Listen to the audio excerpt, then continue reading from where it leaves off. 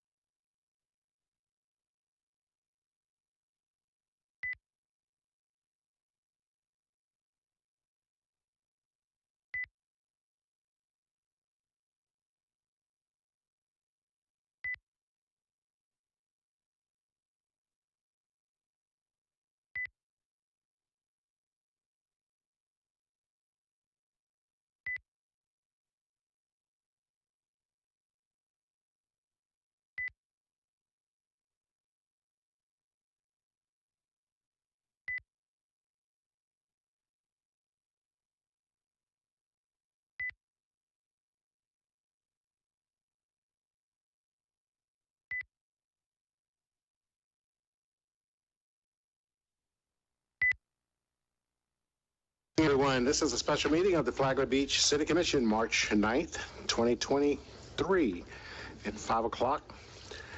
I'd like to call the meeting to order. Commissioner, would you please lead us in the Pledge of Allegiance? I pledge allegiance to the flag of the United States of America and to the republic for which it stands, one nation, under God, indivisible, with liberty and justice for all.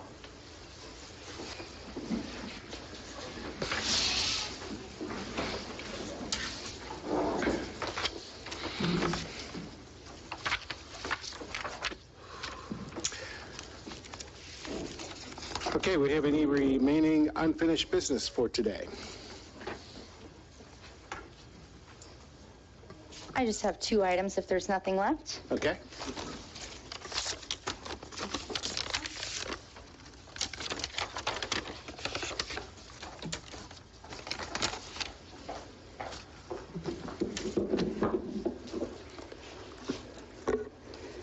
I wanted to say thank you to Chairman Ken Bryan and also Vice Chairman Deborah Phillips.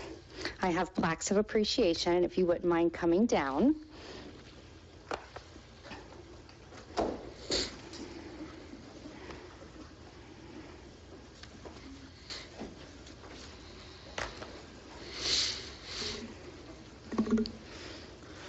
To both of you, in recognition of your dedicated and exceptional service to the government and the citizens of the city of Flagler Beach, serving as city commissioner.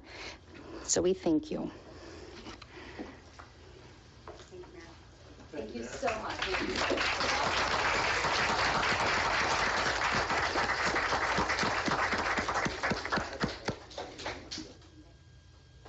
And then I'd also like to call forward Amy Lukasik and Deborah Naughton.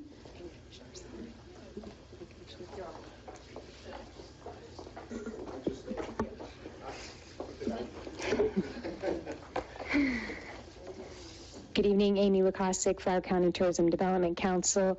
On behalf of the TDC, we'd like to present Commissioner Ken Bryan with a certificate of appreciation in recognition of your service and dedication as a board member of the Flagler County Tourism Development Council, and with sincere gratitude for your contributions for the benefit of all the community and the tourists that enjoy our destination.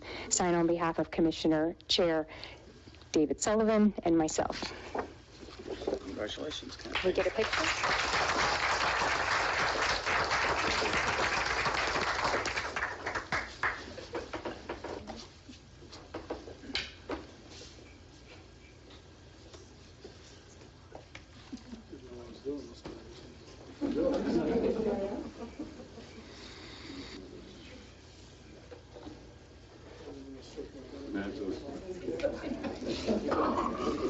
It's been a pleasure. We'll see you around. So see you around.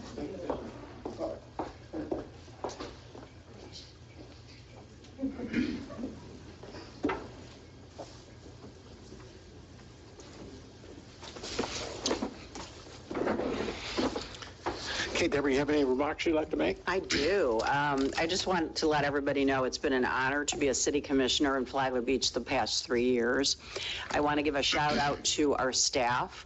Everybody in the back row over there, they were instrumental in helping me get through these past 3 years and learn a great deal. I want to also give a shout out to Penny. You have been fantastic. You've shown me the ropes and I appreciate it, as well as you, Drew. And I'd also like to just welcome everybody new that's going to be sitting up here tonight, and I wish everybody on the board well and great success.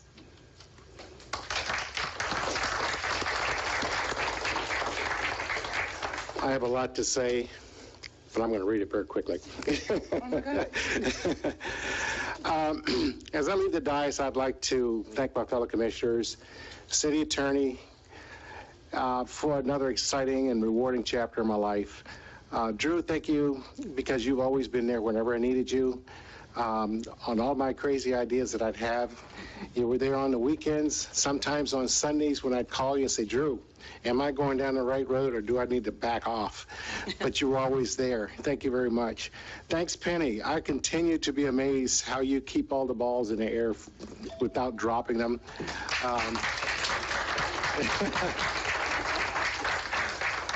Your institutional knowledge is priceless, and I don't see how the city could survive without you. It's just amazing. You're just like the Energizer Bunny. You just keep going and going. I'd like to also give a special thanks to the incredible staff that works here at the City of Flagler Beach. I've worked closely with some more than others, yet the overall relationship as a team has been rewarding and gratifying since I came to this commission. There's a lot of exciting and challenging initiatives for the future of Flagler Beach, and I am confident that regardless of whomever takes the helm of Flagler Beach ship, you will prevail through the stormy seas and keep the ship heading into the great future of this little city we all love and we all call home.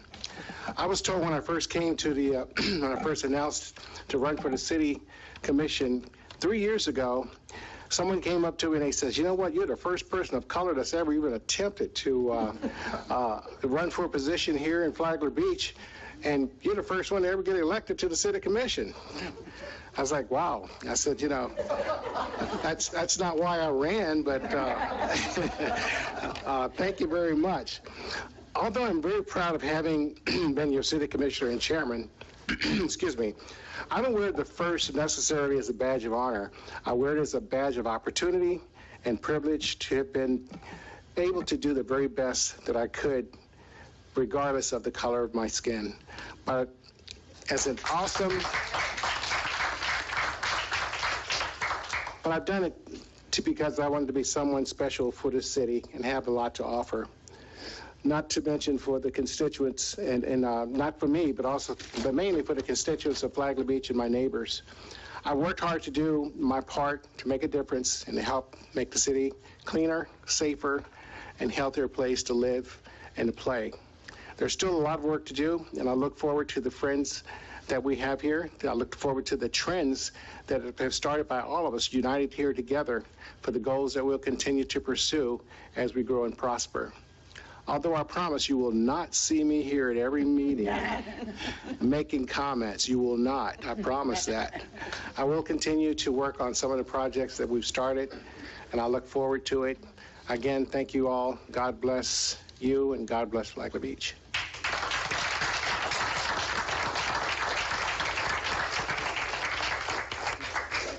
Can I just? Sure.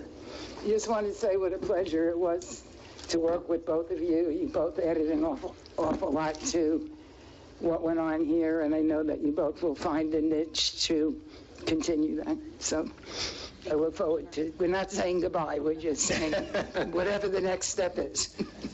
I just wanted to piggyback on that. What has been really nice in serving with y'all for multiple years is, and you really see this become illustrated when you look in other areas, is we're able to handle tough business and we're able to do it in a civil way. And that's not always the case. And that is because of you. And we work as a team, and being able to disagree constructively, handle topics that, you know, there's different levels of understanding and work through them. And that's always been it's a very big piece of pride that I have, that I talk about and brag about when outside the city, is being, for us to be able to do that. And it is tough to do. And I think it goes undervalued, but it is, you know, you two are a big part of that in the demeanor you have and the professionalism. And it's a huge compliment. And you know, I thank you for all that. And in all the years of being able to do that and tackle the tough things and do it in a way that is I hope you're very proud of yourselves, and it just for me, it makes me very proud to be able to do that with you. Thank you. Thank you, Commissioner. Appreciate that. Excuse me, I just want to tell you both, thank you very much for being mentor, you know, kind of someone to lean on and just, you know, You guys set a great example for me as the rookie commissioner this past year, and I just appreciate all the guidance throughout the process. And, you know, as Commissioner Cooley had said, you know, we've all had some really difficult decisions to make this past year, but at the end of the day, we are all civil about handling our business. And again, thank you guys for all your commitment to our city and everything that you've done for us. Thank you, James. Thank you, James. And okay, any discussion on the resolution? Open it up for public comment.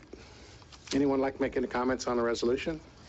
If not, we bring it back to the commission for a motion. Motion to approve Motion to approve Resolution 2023-06. Second. Got a motion and a second. Penny, please call the roll. Commissioner Sherman? Yes. Commissioner Phillips? Yes. Commissioner Mealy? Yes. Commissioner Cooley? Yes to the motion. Chair Bryan? Yes to the motion, and the motion carries unanimously. We don't have any further business, and ask for a motion to adjourn. I'll make a motion to adjourn. Second. Got a motion, and we are now adjourned until 5:30 for the regular. No, there's still all of Meeting this. for the next commission. Oh, I was going to skip all. You're adjourned for about 30 seconds. That's right, we have another one. So we'll, Thank you, everyone.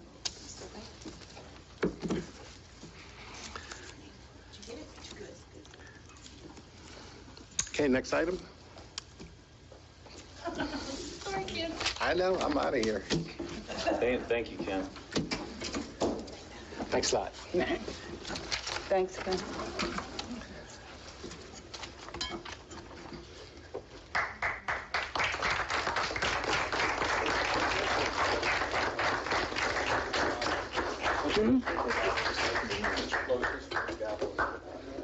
What do you want me to do? You're closest.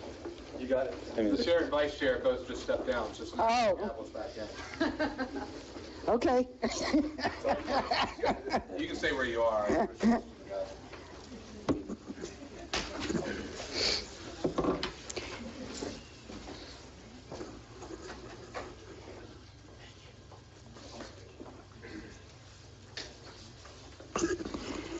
All right, I'll call to order the meeting, the organizational meeting, and we will be swearing in the new commissioners.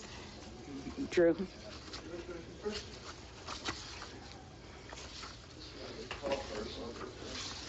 You've done it before, so I think I don't need to. If you'll raise your right hand, please. I state your name. I, Christopher Feldman, Do solemnly swear do solemnly swear that I will support, that I will support, protect, and defend protect, and defend the Constitution the Constitution and the government and the government of the United States of the United States and of the state of Florida. and of the state of Florida. I will conform I will conform to the statutes to the statutes and general laws and general laws of the state of Florida of the state of Florida and do all in my power and do all in my power to enforce to enforce the ordinances the ordinances of the city of Flagler Beach. of the city of Flagler Beach. I will perform I will perform the duties the duties of the office of the office of city commissioner of city commissioner of the city of Flagler Beach, of the city of Flagler Beach, on which I am about to enter, on which I am about to enter to the best of my ability, to the best of my ability. so help me God. So help me God. You and Commissioner.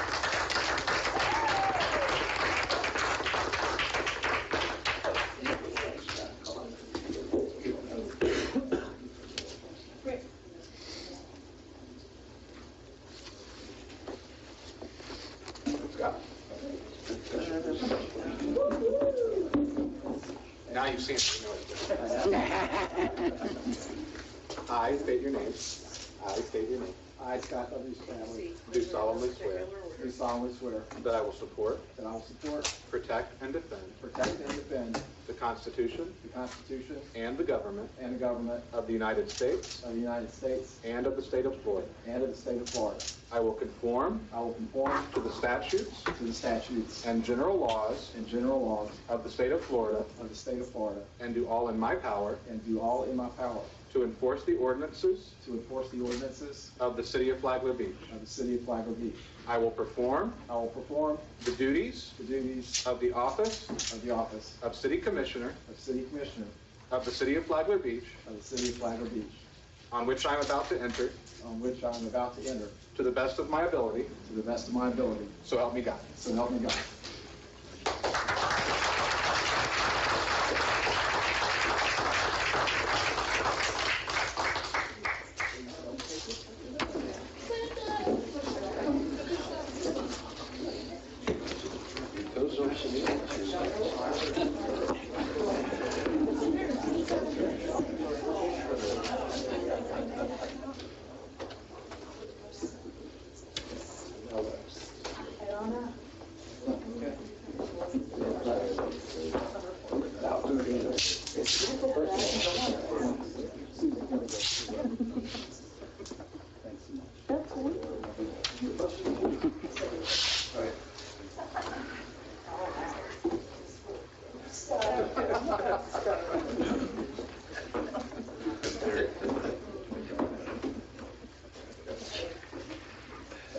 Welcome aboard.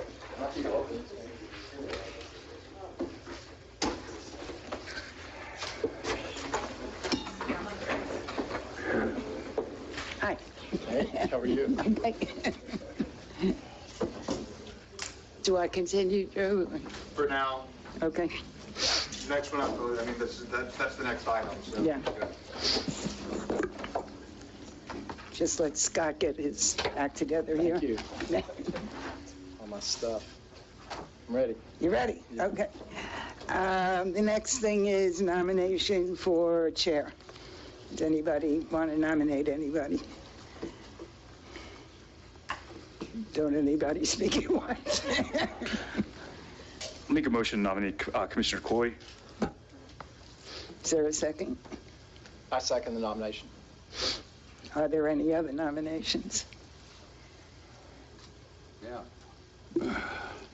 I nominate Rick Belhumer, who was in queue to be chair last year. Is there a second? Seeing none, do we actually have to vote? Go ahead We do? and motion and vote, yes, ma'am. Okay, the motion was, There'd be a motion to appoint Commissioner Cooley as Yeah. chair, would be the motion. right, okay. So, do we have to do public comment on that? I guess? It doesn't hurt. Okay. It's procedural for you, but you open everything up to the public. Yeah, I do. No, I mean, as a commission, your Yeah, practice is yeah. to open everything to the public. Anybody have a comment in the public? Seeing none, we'll close public comment. We have a motion and a second that Eric Cooley be the chair. Do we, You can do a voice vote. okay, all those in favor? Aye. Aye. Aye. You voting? I voted. It was quiet. Okay, so Eric, All opposed, ask for a vote. all opposed. It seemed like everybody. Still ask. Yeah. Okay. I haven't been doing this long. I know. It's been a while. Okay, then we need nominations for vice chair.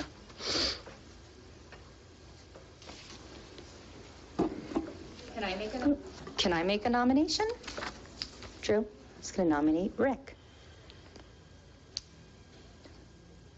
It's fine. I mean, and actually, I just remembered as I'm writing the things into the resolution, you're going to approve both of these by resolution, so if you want to accept the mayor's nomination, you can. Okay. Second. Are there any other nominations? Okay, seeing none. Anybody in the public wish to address this? Seeing none, I'll close public comment. We have a nomination and a second for Rick Belhumer to be the vice chair. All those in favor? Aye. Aye. Okay, anyone opposed? Okay, so Eric, I guess. Well, let me do the resolutions, because actually this is what makes it, that's what I was referencing. As I was writing the names into the resolutions, it occurred to me, your question, that it still lets me fill in the right name into the right blank, but this will be the formal designation. So Resolution 2023-07, a resolution by the City Commission of the City of Flagler Beach, appointing Eric Cooley as the chairman for the City Commission of the City of Flagler Beach, Florida, providing for conflict and providing an effective date. Okay, do we have a motion for that? I'll make a motion, we I'll second approve the it. resolution. Anybody in the public wish to address Resolution 2023-07? Seeing none, I'll close public comment. And this one has a roll call. This one, no, we have to have a roll call. Commissioner Sherman? Yes. Commissioner Belhumer? Yes. I can just go down the row since we really don't have a chair. Commissioner Spradley? Yes, the motion. Commissioner Mealy? Yes, Commissioner Cooley? Yes, the motion. And Resolution 2023-08, a resolution by the City Commission of the City of Flagler Beach, Florida, appointing Rick Belhumer as Vice Chairman of the City Commission of the City of Flagler Beach, Florida, providing for conflict and providing an effective date. Okay, anybody want to? I'll make a motion to approve Resolution 2023-09. Oh, wait. Hey, Or do you want public comment first? hey. Oh, wait. Oh, 08? 08. I'll amend that a motion. 2023-08. I'll second the motion. Anybody in the public wish to address it? Seeing none, I'll bring it back up here, and Penny. Commissioner Sherman? Yes. Commissioner Bellhumeur? Yes. Commissioner Spradley? Yes. Commissioner Mealy? Yes. Chair Cooley? Yes, the motion. Now you can say use the chair. Or you can wait until it's up to the... Let's wait till the end of the meeting. Let's just get it done. So you're Yeah. going to stay, you want to pass the gavel there, Phil, so you'll take the gavel then. Okay. We are on All right. 6. Let me get my readers. 6. Okay, Resolution 2023-09. Drew? Resolution 2023-09, a resolution by the City Commission of the City of Flagler Beach, Florida, designating signatories for the bank accounts at Florida Prime, Florida Municipal Investment Trust, and Truist Bank, providing how said funds may be withdrawn, providing for conflict, and providing an effective date hereof. And you have the copy with blanks, so really what this ordinance, what the resolution will have is you'll put in the chair and the vice chair's name there, and those blanks at the bottom of that first page. Okay, Board, do we have any discussion on 2023-09? See none, we'll open this up, public comment. Any public comment for Resolution 2023-09? See none, we'll close public comment, look for motion. Make a motion that we approve Resolution 2023-09. I'll second. A motion and a second. Penny, can you roll call? Sure. Commissioner Bellhumeur? Yes. Commissioner Spradley? Yes. Commissioner Mealy? Yes. Commissioner Sherman? Yes. Chair Cooley? Yes, the motion. All right, item 7, appoint elected officials to various boards and committees to serve as city representatives.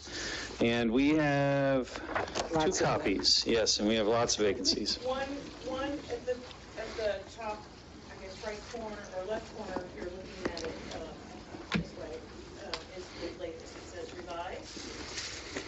Okay, does everybody have the revised with the blue ink on it? Okay. I do not.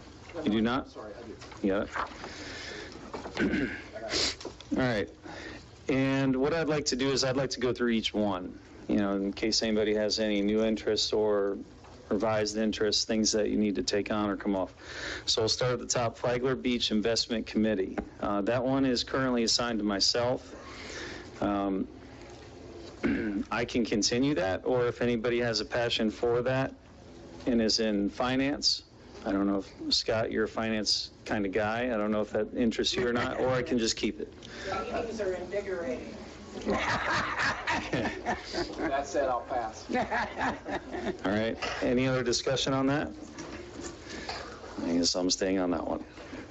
Invigorating meetings. All right. Next one we have is Flagler Beach Investment Committee, the mayor's seat. Is there any other mayors that would like to do it other than Mayor Johnston? I'll keep it. All right. Next one we have is Safety Committee. This is a quarterly meeting. It's announced, or times will be announced. It's held at the fire station. Do we have any interest in that? I'll take it. Okay. So, Does anybody else want I was going to offer, but if you want to take it, you're welcome to. Okay. okay. Any other discussion on that? All right. Congratulations, Jane. That'll be the highest paid gig you got. Yeah. All right, next is Economic Development Task Force. This was assigned previously to Commissioner Bryan. This is the third Wednesday of each month at 4:30. Any interest or discussion on that one? I just got on the EDTF, so I'll just stay going. Okay. Any other discussion on that? Commissioner as opposed to public. It's probably a good idea because you've been attending them. All right, we'll put Rick on that. Flagler County Tourist Development Committee. This is the third Wednesday at 10 a.m. at the Government Service Building. And I had interest in that unless somebody else does. I previously served on it after Linda for a number of years, and I think that would potentially be a good fit. I can hit the ground running unless there's other strong interest. If any of you have any opinions on that. No, I don't. I think he'd do a good job. We have a lot of important stuff coming up. Yep. Okay. I'm good with that. Everybody's okay with that? All right, we'll put myself on that one. All right, Friends of A1A Scenic and Historic Byway. And that is 2 to 4, the fourth Wednesday of each month at Hammock.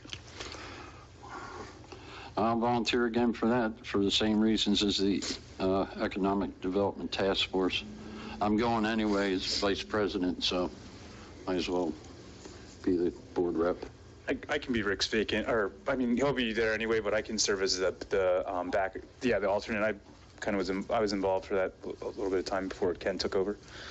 Okay, so we'll have a primary commissioner, and then an alternate would be Commissioner Sherman. Any other discussion on that? All right, A1A Scenic Highway Committee. This is quarterly of 4 at City Hall. Currently, Mayor Johnston is on that. Mayor Johnston, do you still want to retain that? Yes, this is the Flagler Beach one. We haven't had this one in quite some time, but I'll stay on it for when we do. Okay. Next is Museum Board, second Tuesday at 4 p.m. at the fire station. Currently, Commissioner Mealy sits on that, and the alternate was Commissioner Phillips. I'd like to keep it. Okay, Commissioner Mealy would like to keep it, and do we have a alternate? I'll volunteer to be the alternate. Okay. Because it's so far away. Long walk. Okay, so any other discussion on that? All right, Commissioner Mealy with an alternate, Commissioner Spradley for Museum Board. Flagler League of Cities, Mayors Meetings. Any other mayors interested in that? I'll keep it. All right, Mayor Johnston will keep that. Florida League of Cities voting member. This is currently assigned to Commissioner Sherman. This is periodic meeting times and locations to be announced. I can stay on, unless somebody else wants to take it. I mean, think at the League of Cities, I don't even know if we had, I had to be at the voting portion for the League of Cities, but unless somebody else wants to take that portion from me. I had it before, but it's, as long as you're already there, isn't it, since this place? I plan to be there again when we have the next meeting. That's worthwhile thing to do. Okay, any other discussion on that? All right, Commissioner Sherman, that one's yours. Next page. So these, I'm sorry to interrupt, but these positions here, you guys have to sign up for through the League of Cities. So it's usually in June, around May and June, that they send out the notices that they're looking for volunteers. And so there will be, they ask that only one member of the commission sit on each legislative committee. So, and I'd like to recommend that the new people, I know Rick, you used to go to one of them. I don't remember which one you used to go to, but they are valuable. They only meet 3 times a year, one of which is during a conference. So when session starts in January, these are usually in August and September. And when session starts in March, then they're a couple of months later. So what they do is guide the League of Cities as to which bills or what types of bills they would like to see Like to proposed. target. So, Jane, you've been on this utilities one for Forever. Okay, forever. So I was just thinking you might be a good person for the top one, but legislative I'd like to policy. stay on one of. All right, so let's start at the top here. So what you said, Penny, is not going to affect this second page box, right? We're still divvying that up the same. still divvy it up. It's Okay. just, I'll be sending out reminders for you to make those applications. Okay. All right, so we'll go through this in order. League of City Legislative Policy Committees, Finance, Taxation, and Personnel. Rick, you mentioned something with that? I was on the land use, but I guess I could do that one since it's a blank, unless somebody else I'd be wants to get interested in. in that. Okay, there you go. Legislative policy Okay. committees, yeah. Okay, so Rick, you're okay with Mr. Spradley having that? I'll take it. Yeah, I'm good. Okay. Any other discussion on taxation and personnel? All right, next is land use and economic development. Currently assigned to Commissioner Sherman. Commissioner Sherman, did you still want that? Mr. Chairman, I was actually going to see if Commissioner Belhumeur would want to take that, being that he was on there previously, and I don't want to skip too far down, but being that I'm currently serving on the TPO, I wouldn't mind taking the one at the bottom unless anybody else had any issues with the transportation intergovernmental relations, if that works for everybody else. Works for me. I'm good with it. All right, so Commissioner Belhumeur, you're okay with land use economic development? Yeah. Okay, any other discussion on land use and economic development? All right, that brings us to transportation intergovernmental relations. And that is, Commissioner Sherman, you had an interest in that? Yes, I figured I'd, kind of into the transportation thing, so I'll continue on with that theme. Everybody okay with that? Any discussion? All right, Commissioner Sherman, that one's yours. Utility, natural resources, and public works, currently assigned to Commissioner Mealy. Commissioner Mealy, you want to stay with that? Stay on. Okay, any other discussion on that one? All right, Commissioner Mealy, that one's yours. Liaison to St. John's River Water Management District. This is currently assigned to Commissioner Sherman with an alternate Commissioner Mealy. Any other discussion on that? You don't want to keep it? I mean, we haven't really had anything, I think. I keep getting notices from them, but I forgot that I was an alternate. Oh, did you? Yeah. I got one today that said they're meeting sometime in Palatka. Okay. Well, I was on that at one point in time too, and I know our lobbyist works with them as well, and I have a pretty good rapport with Edgar. If you want to take it back, I'm fine with that. If you're right. Yeah. What's your thoughts, Jane? No, I hear you over there grunting. Oh. That was a long sigh. Yeah, I'm sorry. I'll measure my side. So, well, let's do this first. So we have the primary and then an alternate. So currently, right now, what's being discussed is potentially Commissioner Belhumeur being primary. Any discussion on that? That's fine. It's Tuesday, March 14th at 10 o'clock in Palatka. Okay, and everybody's okay with Commissioner Belhumeur in those times? And okay, and then the alternate, Commissioner Mealy. Any discussion on that? What time was that, Jane? 10 o'clock. Okay. Thank you. All right, next page. Business ambassador meetings. This has not taken place as long as I've been an elected official. And that includes all terms. You can put my name on it. When the city manager is hired, and I don't mind meeting with Mr. Abels on this, we can start it back up. Okay, so currently that was assigned as Commissioner Phillips as the primary and Commissioner Cooley as the alternate. I would like to stay on that. It's very active. It keeps me entertained. It should be active. What it was when every time a new business opened, you were supposed to. Right, they were to get with staff and then go through a whole big spiel, and then at the end of that, then staff would set up like this ambassador thing that I've yet to see. But I'll gladly take that. okay. And Mayor, would you like to be the primary or the alternate?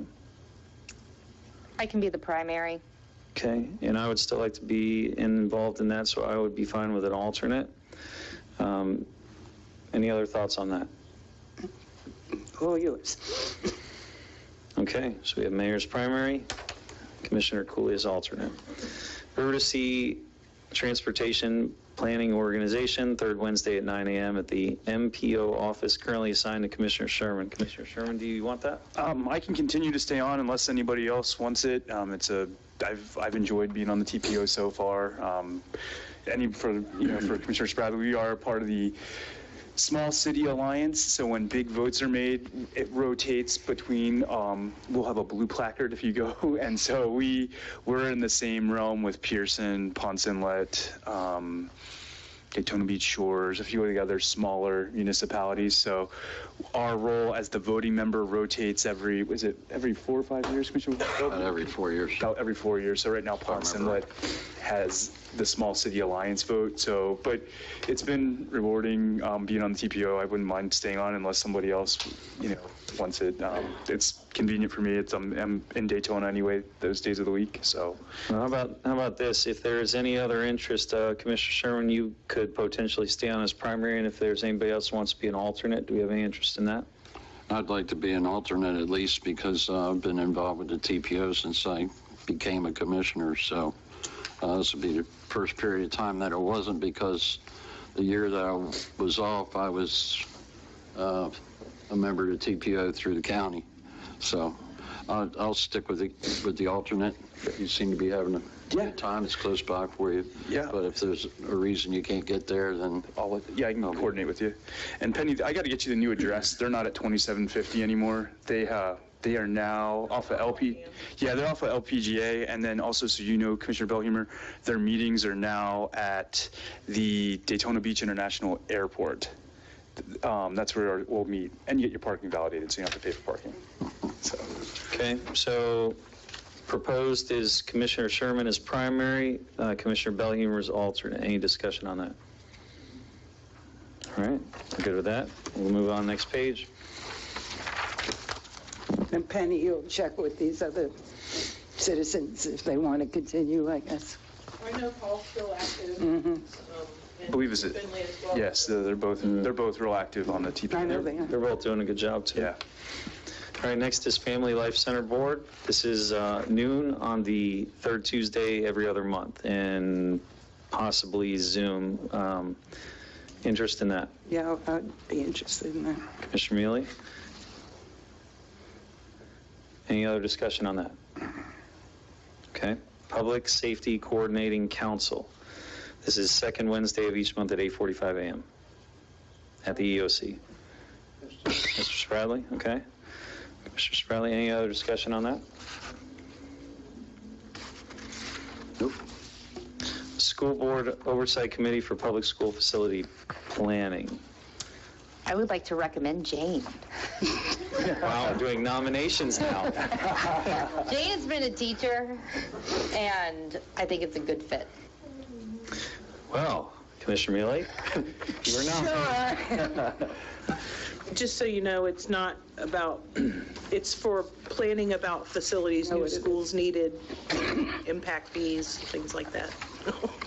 Debbie and I were originally supposed to be the representatives, and then Ken just started going, so we let him go.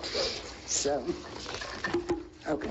You're nominated to be back on. Oh, I'm so honored. Any other discussion on that?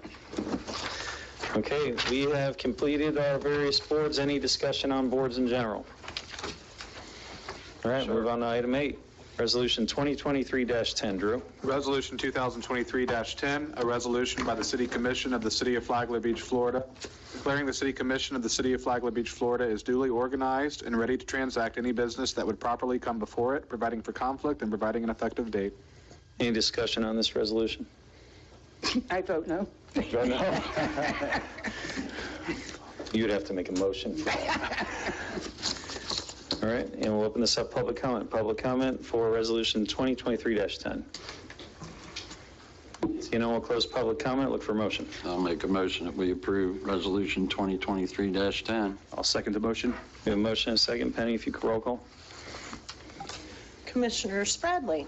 Yes. Commissioner Mealy. Yes. Commissioner Sherman. Yes. Commissioner Belhumer. Yes. Chair Cooley. Yes, the motion. The motion passes unanimous. Next item will be adjournment. However, before we start, do we need to have any time in between this meeting and Could we have regular 5 minutes? business? So, well, 5 minutes is a little short. I brought refreshments in the back for Sine. Homemade sour cream All pound right. cakes, whipped cream, and strawberries.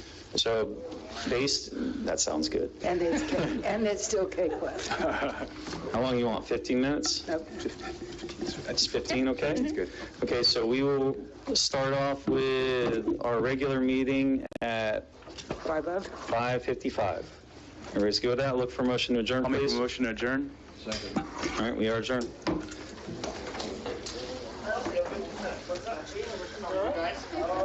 Where do I go? Where you are? Scott.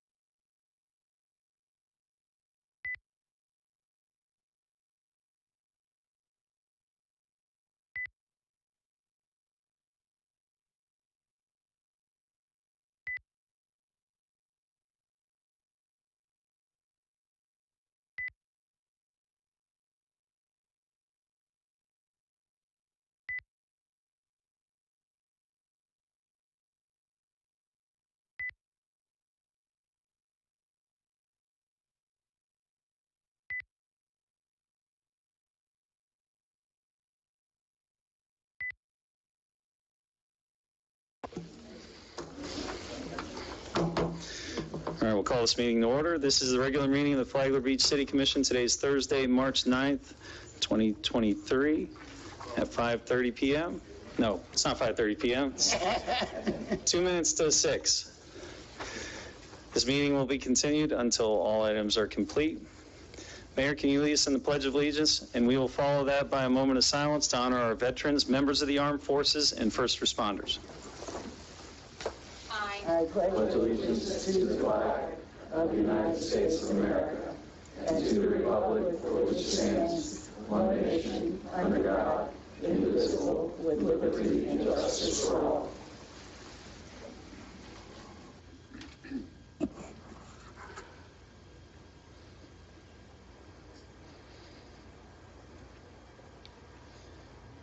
Thank you.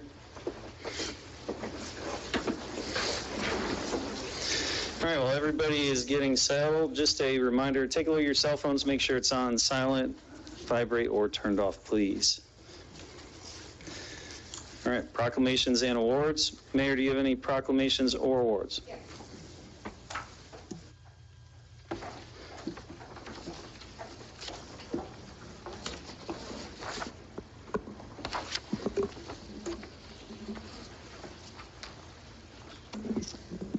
We have a proclamation recognizing the month of March 2023 as Irish American Heritage Month. Whereas, by 1776, nearly 300,000 Irish nationals had immigrated to the American colonies and played a crucial role in America's war for independence. And whereas 5 signers of the Declaration of Independence were of Irish descent, and 3 signers were Irish-born. And whereas Irish Americans helped to fashion a system of government for our young nation. And whereas 22 presidents have proudly proclaimed their Irish American heritage.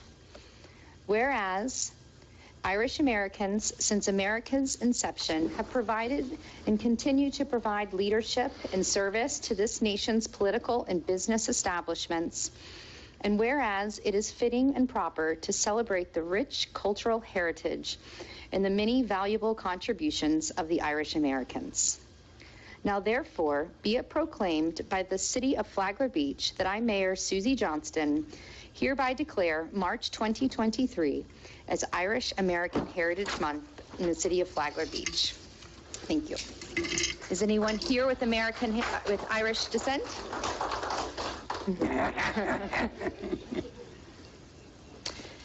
The next is a certificate of appreciation. And this is to Flagler Strong. So those with Flagler Strong, if you could just come forward. I don't know if I should call you Flagler Strong or the Dream Team or the backbone of Flagler Beach.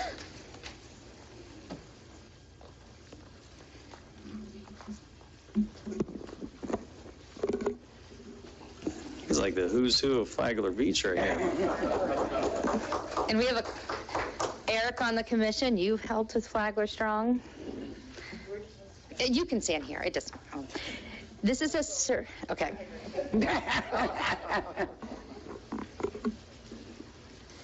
And this certificate is genuinely from the bottom of my heart because you really make Flagler Beach put back together when we're going through devastating times, as well as reaching out to residents and businesses and just putting all of your efforts into one, and it really, truly makes a difference. So this certificate is awarded to Flagler Strong in recognition of their ongoing volunteer efforts and unparalleled dedication and the commitment to the city of Flagler Beach and its residents. I couldn't thank you enough for everything your organization does. I've seen people cry on their doorsteps thanking you and calling you angels. And I don't know how and where Flagler Beach would be without you. So thank you.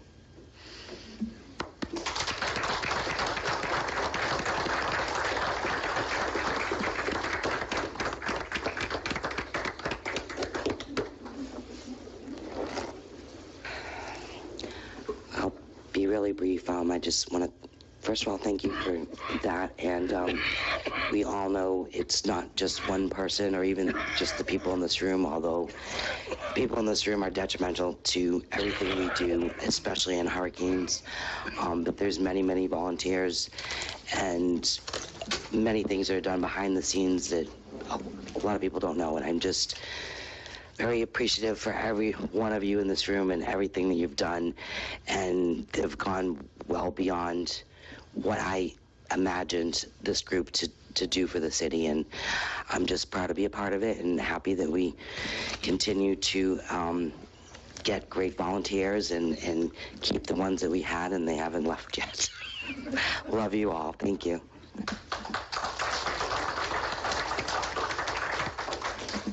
I'd just like to piggyback on what Tracy said. Flagler Strong, aside from, our the volunteers and those of us who are part of the organization, that's Flagler Strong, I guess, in a nutshell. But Flagler Strong is more than that. Flagler Strong is a culture. Flagler Strong is every resident in this city who sacrifices their time or their money or whatever it may be to help their neighbor.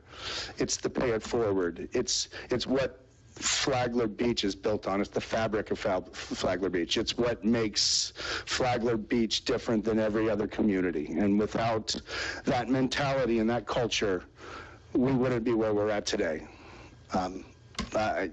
It's why we've all moved here. It's why we live here. It's why we love Flagler Beach. And it's a mentality and it's a culture. And you don't have to be a part of Flagler Strong to say that you're Flagler Strong. And that's what it was built on.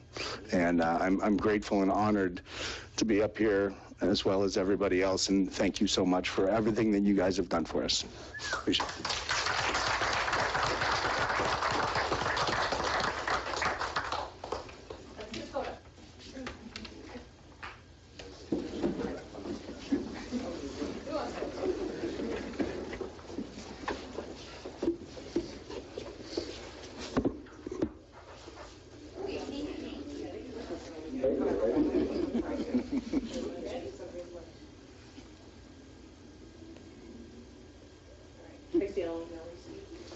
I was going to offer to take a photo, and I forgot.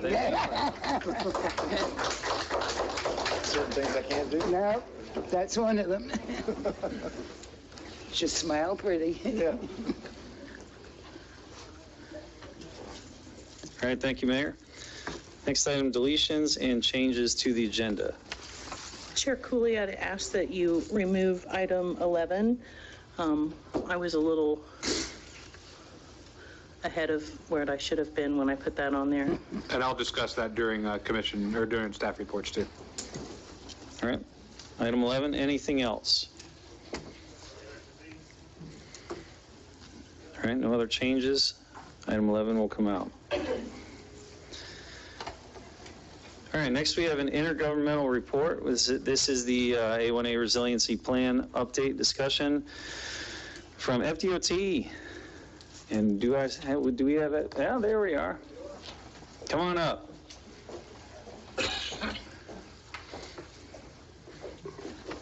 Mr. Chair, Mayor, Commissioners, thank you for carving some time out for us. I'm Jack Atkins. I'm the District 5 Director of Transportation Development. And this is Catalina Chacon, and she's kind of been leading a lot of the efforts. She was here since right after the hurricane and kind of worked with the team over at the center where we stood at the war room, as we called it, as we put the emergency repairs in place. But here we're talking about, we want to talk to you all about the resiliency plan and where we are, where we're headed, and the things that we're going to move forward with. We've heard all the listening sessions. We took all the input back. We've had time for our coastal engineers to analyze a lot of data, and we've kind of digested it. And on March 21st, we'll be having our public meeting for you all, I believe, at the Wickline Center.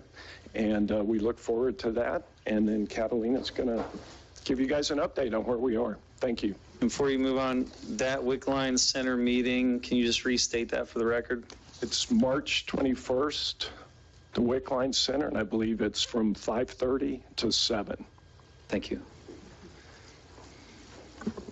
Thank Thank you. Good afternoon, everyone. I'm Catalina Chacon with the Department of Transportation, here to provide you an update on our A18 resiliency plan strike team. So I have a PowerPoint, and I believe you guys have a copy, and it's there on the screen. So this is just showing you the area of focus.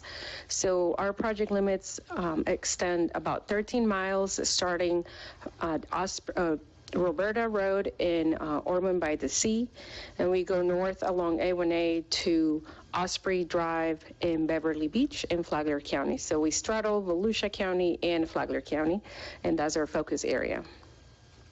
Like Jack mentioned, we did have our community listening sessions back in January of this year. We had 2 listening sessions, one for Volusia County and one for Flagler County.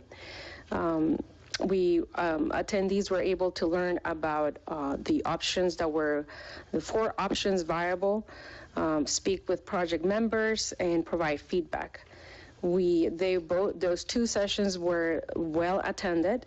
We received more than 100 written comments, and we have provided response to all of those comments. And more or less, in general, if we were to summarize the feedback that we received from the community, is what you see on the screen. So feedback is move forward with the Army Corps project within the city limits, find a permanent solution that won't have to disrupt businesses and residents as well as tourists, with future road closures and lengthy disruptive repairs. Maintain the natural beauty of the corridor, protect the beaches and tourism, include sand and vegetation and all of the options, and make sure the plants are large and hardy, and then provide more walkovers for pedestrian crossings along A1A. So like Jack mentioned, we took all of the feedback as well as finalized getting geotech borings as well as some survey cross sections to see, what are we dealing with and what are those best solutions to move ahead with. So our initial recommendations include the roughly 2.6 mile U.S. Army Corps project that extends from south of 28th Street to south of 7th Street. And as part of this project, there is a 50-year warranty with the effort, meaning that the Army Corps will replace sand and vegetation as needed. Another initial recommendation is a buried wall, a secant wall right now. This secant wall is in Volusia County, as you can see here on the screen.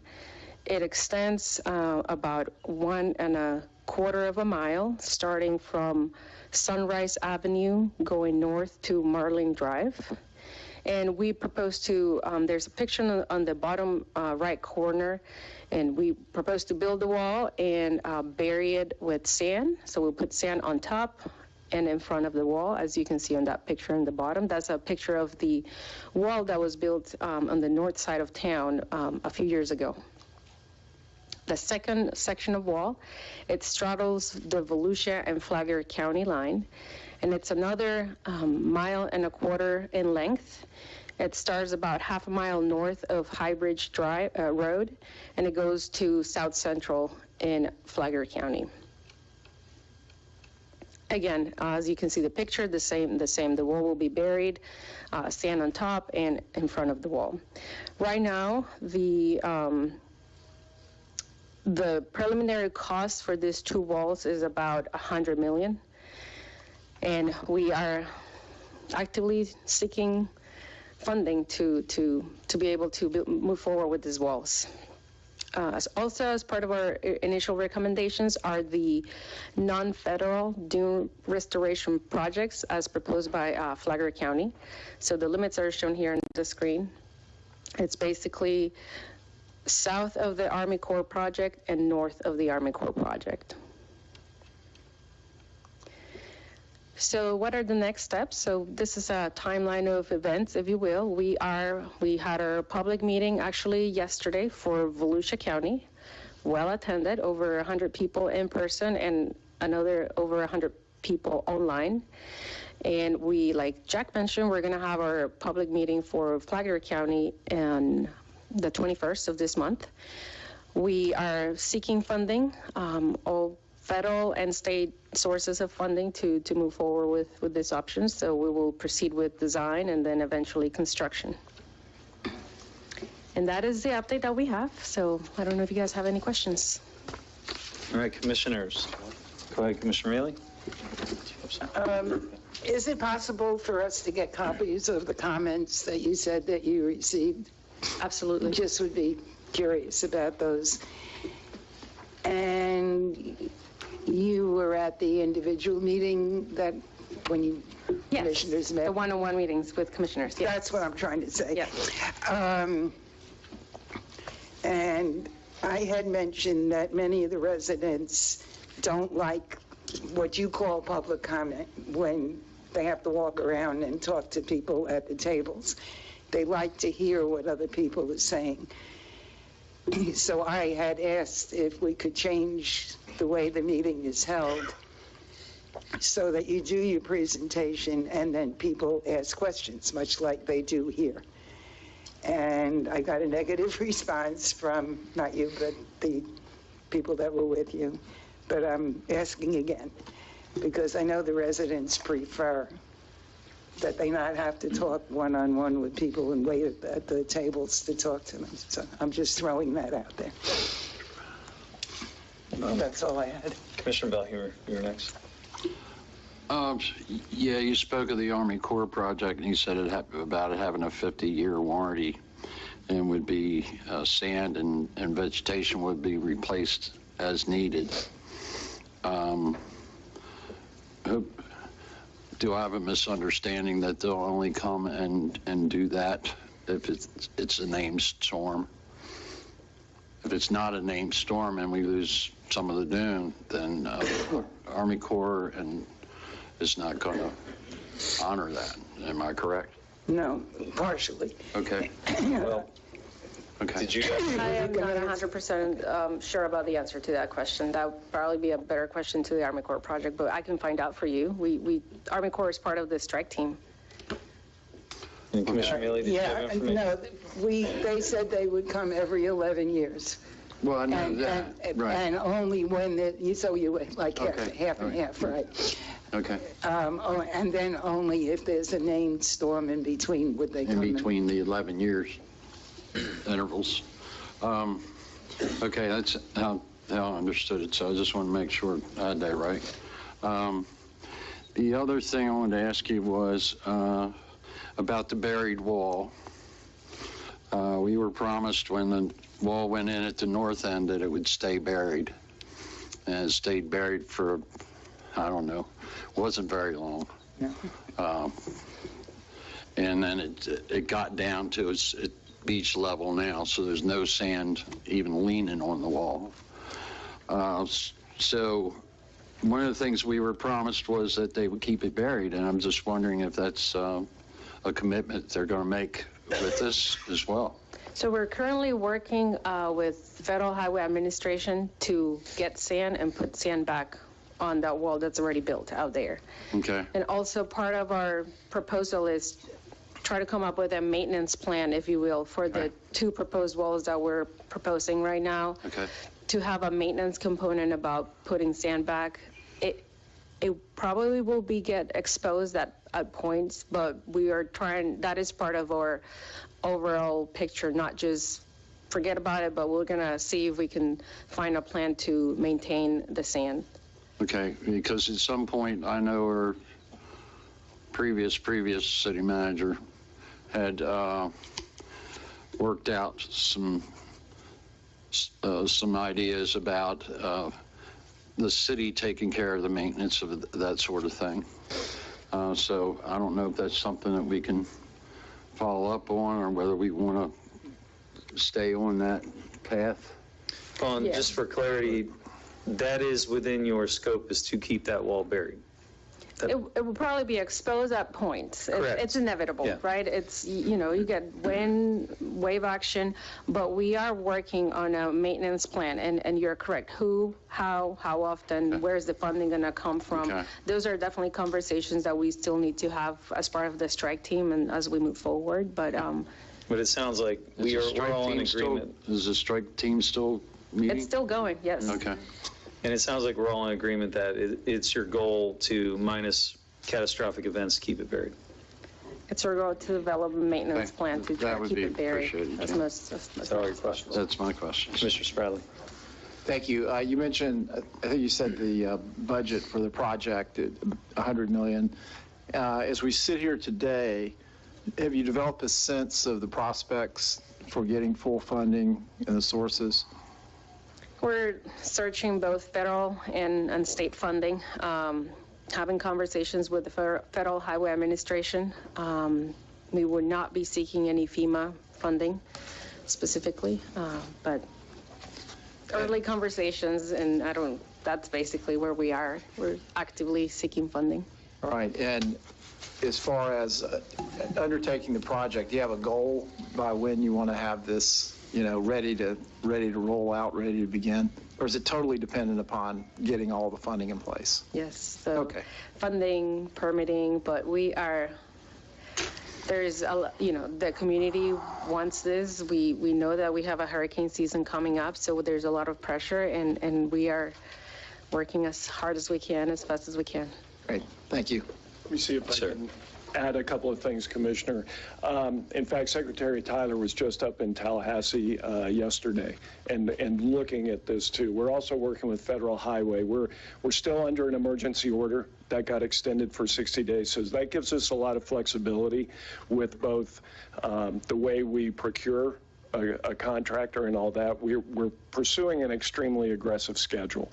I don't want to say anything here today that would but let me just tell you, we're looking at an extremely aggressive schedule, and hopefully we will have more to come on that very soon. But Federal Highway has been very open. We've had a lot of conversations with them. They understand the need, and they've been very open to, especially with the extension of the emergency order. Great, thank you.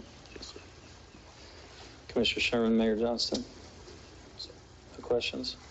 You follow up? Okay. So we have no ETAs. Y'all are going to just kind of keep us posted? We will. You will be the first to know. Maybe the second. And you'll be the second to know. Yes.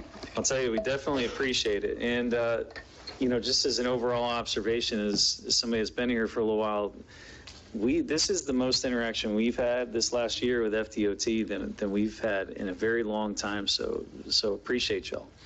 And it's very important, and y'all's involvement, it makes a difference. Thank you, Mr. Chair. And sadly, they were under bad circumstances, but hopefully we can find better circumstances to interact with you all. That's right. We got a resiliency plan, and we got walls coming. We do. We do.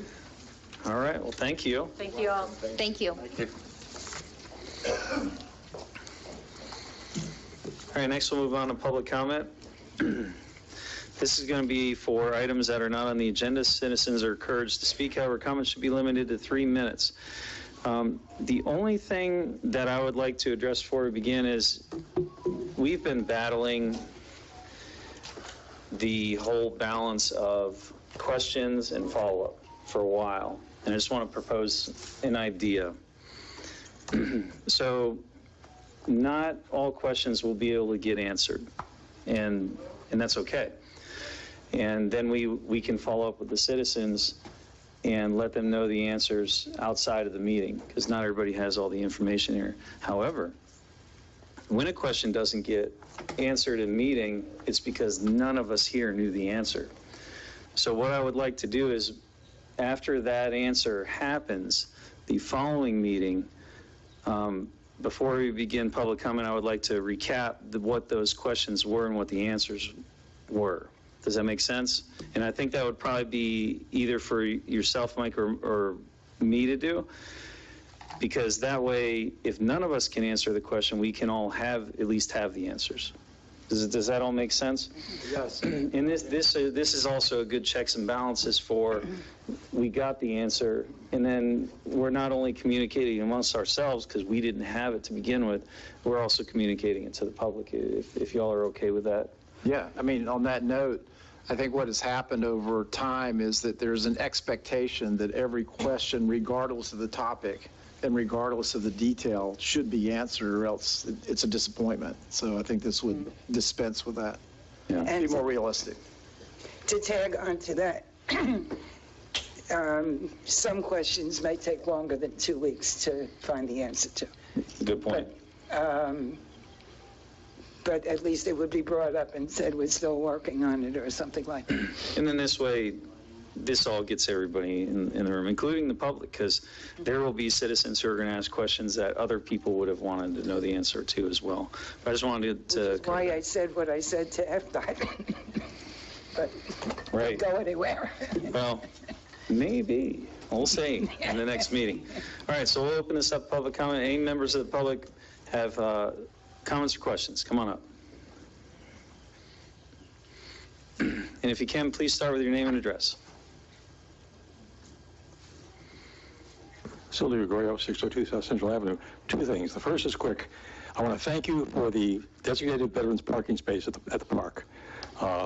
It's a small thing, but as a veteran, it's nice to know the city cares about the things that veterans did to become veterans. So thank you very much for that. We really appreciate it. The second is a bigger one, I think. A week ago Saturday, I turned on the water about 7:30 and water came trickling out of the faucet. I picked up the phone and called the city and was told essentially the city's closed. The only number you can call is if you see a red light blinking at a pump station. I called that number. I talked to the owner there. He had no idea what was going on. He said, well, I'll try to find out. And I said, well, who are you going to call? He didn't know who to call either. 2 hours later, the water was still a bit off. I called to see what was happening. He was still trying to find somebody to talk to, which sort of says, from a citizen's point of view, if something is going wrong, and of course, water is just the easy one I saw, we don't know who to call. There's no place to call somebody and say, okay, you know, I found a dead something in the middle of the road, or somebody dumped a load of garbage in the middle of Central Avenue, or whatever. There's no place to call. And I think you need to figure out some kind of a calling system where if we pick up the phone and call you, we at least get the message to somebody who knows they got the answer and knows who to go to. Anyway, that was it. Thank you. Good point. Okay, and all the follow-up for the public comment, we'll still do like how we always have done, right at the end of public comment. Any other questions or comments for public comment? It can't be that easy. It's only your first meeting. They have faith. All right, last call. Seeing none for public comment, we'll close public comment. Okay, so a very good call out about the parking space, and that happened quick too. That happened very quick, so kudos to staff for that. They reacted very fast. The crest was put in and it was done fast. The other thing about water pressure, this actually came up before. We had a water pipe break, and the citizens couldn't get a hold of anybody to inform them. And they ended up getting a hold of the commissioner. I believe it was you that ended up getting a hold of the city manager, but there was no way to let staff know unless we are missing a piece of information. Did you have any thoughts on that at all? Chair, I do not at this point. That's when I would like to talk to staff about, talk about a procedure, and then bring that back to the commission so that you have a full explanation of what our standard operating procedures are. Okay, that would benefit, I think, a lot of us, because I think even the city will benefit if we have something in place that if we do have a water main break, it doesn't end up having to involve one of us reaching out to staff directly or yourself and all that. Commissioner Mealy, you had a thought? I was wondering the new app that should be coming up soon, if that wouldn't be a way to contact Potential utilization, putting a call in through that. Okay.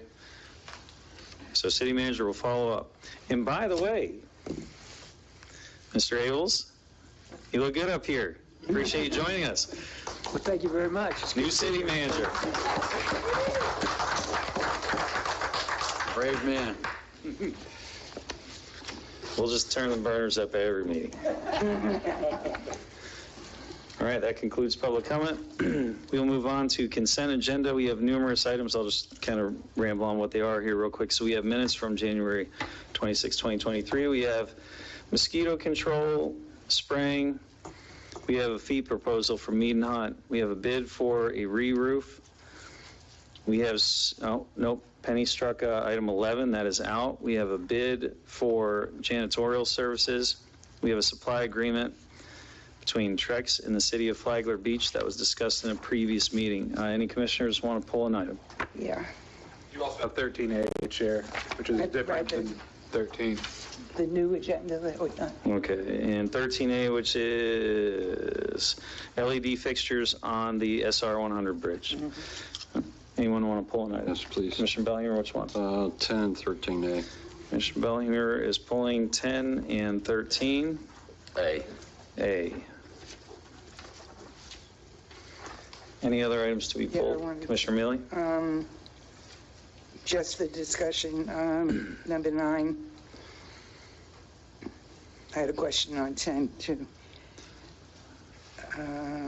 Yeah, it's number 9. Okay, so just number 9. Any other items? Okay, I would like to pull 12. That leaves items 7, 8, and 13. Any discussion on items 7, 8, or 13? Nope. I'll make a motion, we approve the consent agenda, items 7, 8, 9. No. 7, 8, and 13. Oh, okay, 7, 8, and 13, sorry. I'll second. We have a motion and a second. I'll open this up public comment. Any members of the public wish to speak on items on the consent agenda item for 7, 8, or 13? Seeing none, we'll close public comment. So we have a motion and a second for 7, 8, and 13. All in favor, please say aye. Aye. Any opposed? Motion passes unanimous. We'll go through these in order. Item 9, Jane. Yeah, I just want the public to be aware that this proposal is for public property only. It's not for helping any private citizens who flooded. It's city property only. And then, David, if you could come up for a second.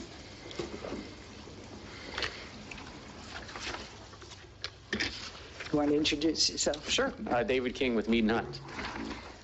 David, on page 4 or 5, there's a whole chart of what's going to happen when, and we seem to have missed the first meeting. So yeah. I wanted to make sure we were okay. Yeah, so in our proposal, we had assumed we might get a go-ahead around February 1st, which didn't happen, and we're here tonight, of course. So the timeframes to complete the different phases of work will still be the same, with a different start date. Now, there is the same schedule with those dates, by the way, are in the agreement with DEP. So we will have to revisit that with DEP and say, hey, we didn't get started until later, so we just need to shift those dates. So that's something that'll be one of the first things of order of business to deal with. So. And you think DEP will be okay?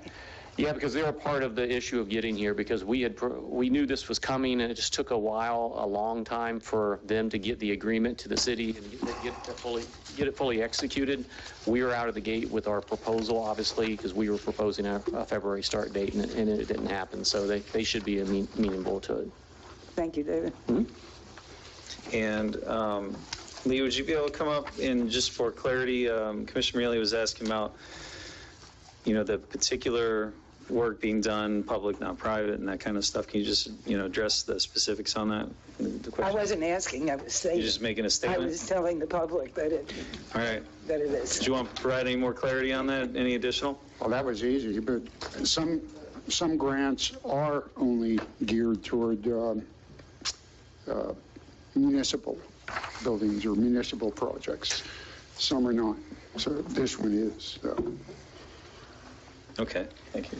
Commissioner I just had several questions about, I guess, the scope of this work, but I can, just when you guys are actually doing this assessment, are you guys going to number things? Are you guys going to color code throughout? And then also, will there be like because I know what you're doing here is you're scoping out what our vulnerabilities are, right? That's what a vulnerability assessment is. Sure. Now, during that vulnerability assessment, are we going to have maybe like a return on investment during that to say, hey, okay, it's going to cost probably this much to fix, obviously you guys are going to numerically code, hey, 5, 4, 3, 2, 1. throughout that process, will there also be something that'll show, okay, we invest this, we might be able to see this, could potentially save us money by, lowering insurance, or, something along those lines? Like a benefit cost analysis. Yeah, it's cost benefit analysis throughout that process. That'll be done by Mead and Hunt. Okay, Process. During the vulnerability assessment. What this really does is it establishes future projects. Right. That, big, small, whatever, and not necessarily stormwater, not necessarily, any other specific utility, but in general, it identifies our vulnerabilities and resilience to sea level. Absolutely. All right, great, thank you. Anybody else? All right, any discussion? Any discussion on item 9? Further discussion? I'll open consent agenda item 9 up to public comment. Any members of the public wish to speak on item 9? Seeing none, we will close. I can't talk today. Close public comment. Motion to approve item 9 on the consent agenda. Second. We have a motion and a second. All in favor, please say aye. Aye. Any opposed? Motion passes unanimous. Consent agenda item number 10. I got to talk slower and we're going to get messed up. Commissioner Bellhumor. Yeah, I see in the scope of work that we were asking them to provide a 20-year warranty on labor and material. Unfortunately, I guess maybe we didn't do that with the last roof that got put on this cart barn, which wasn't very long ago. Which brings me to the point, does that include windstorms? We have building codes that we're supposed to build to a certain mile per hour rating, and does this warranty include? Typically, no. Warranties are going to exclude acts of God. Right. Because it's for the quality of the product, and that a warranty on a roof does not mean that a strong enough hurricane isn't going to blow it away. Right. And that's when our insurance would kick in, and if it's a declared storm, FEMA as well on top of that. Yeah, okay. All right, that was my question. Okay. Any other discussion on item 10? Just, it is okay to do this while we're in the middle of a lawsuit, because it's still, we're protecting. Apples and oranges on this one. Yeah, we're taking care of the asset. I had asked Mike the same question, just want to make sure. Further discussion? This is getting paid by insurance, correct? Insurance is covering this? So the deductible and then your insurance payment, I believe, has been received, and then the remainder submitted to FEMA for the, 70 plus the 12, what is it, 88%? Okay. Very good. All right, we'll open this up to the public. Any members of the public wish to speak on item 10 of consent agenda? See no one, will close public comment. Look for motion. I'll make a motion we approve item number 10 on our consent agenda. I'll second. A motion and a second. All in favor, please say aye. Aye. Any opposed? Motion passes unanimous. Item 11 was pulled. If we can, just to keep things rolling, you all okay with jumping to item 13A? Well, I'm 12. You don't want to talk? Oh, I was just going to wait till the end. All right, I don't have a problem. Let's go with that. 13A, Commissioner Bellhumor. You're the chair. So, okay, I was out there when you guys approved replacing 14 of these lights on the bridge. And I was kind of flabbergasted as to why it was such a small number. And realized that there were a lot more of those lights on the bridge than 14 that still needed to be changed. So after the meeting, I went for a ride over the bridge and counted those suckers. And it turns out that there's 28 of them on the bridge and another 25 or so that are out on the ground. So this picks up what was left off from the other one, or does it include the other one? You guys signed off on 14. Mm-hmm. So this kind of puts us over the overall number. Does that 14 included in this? I think this is included. inclusive of all of it, I believe. It's the whole kick, yeah, because that's the numbers I came up with. Yes. Another 14, then we're getting too many. The proposal for services says furnish and install 28 LED fixture heads. If that, does that answer? Is that? Well, that's one phase of it. Then there's another phase to do another 25 or so. And 25. Right.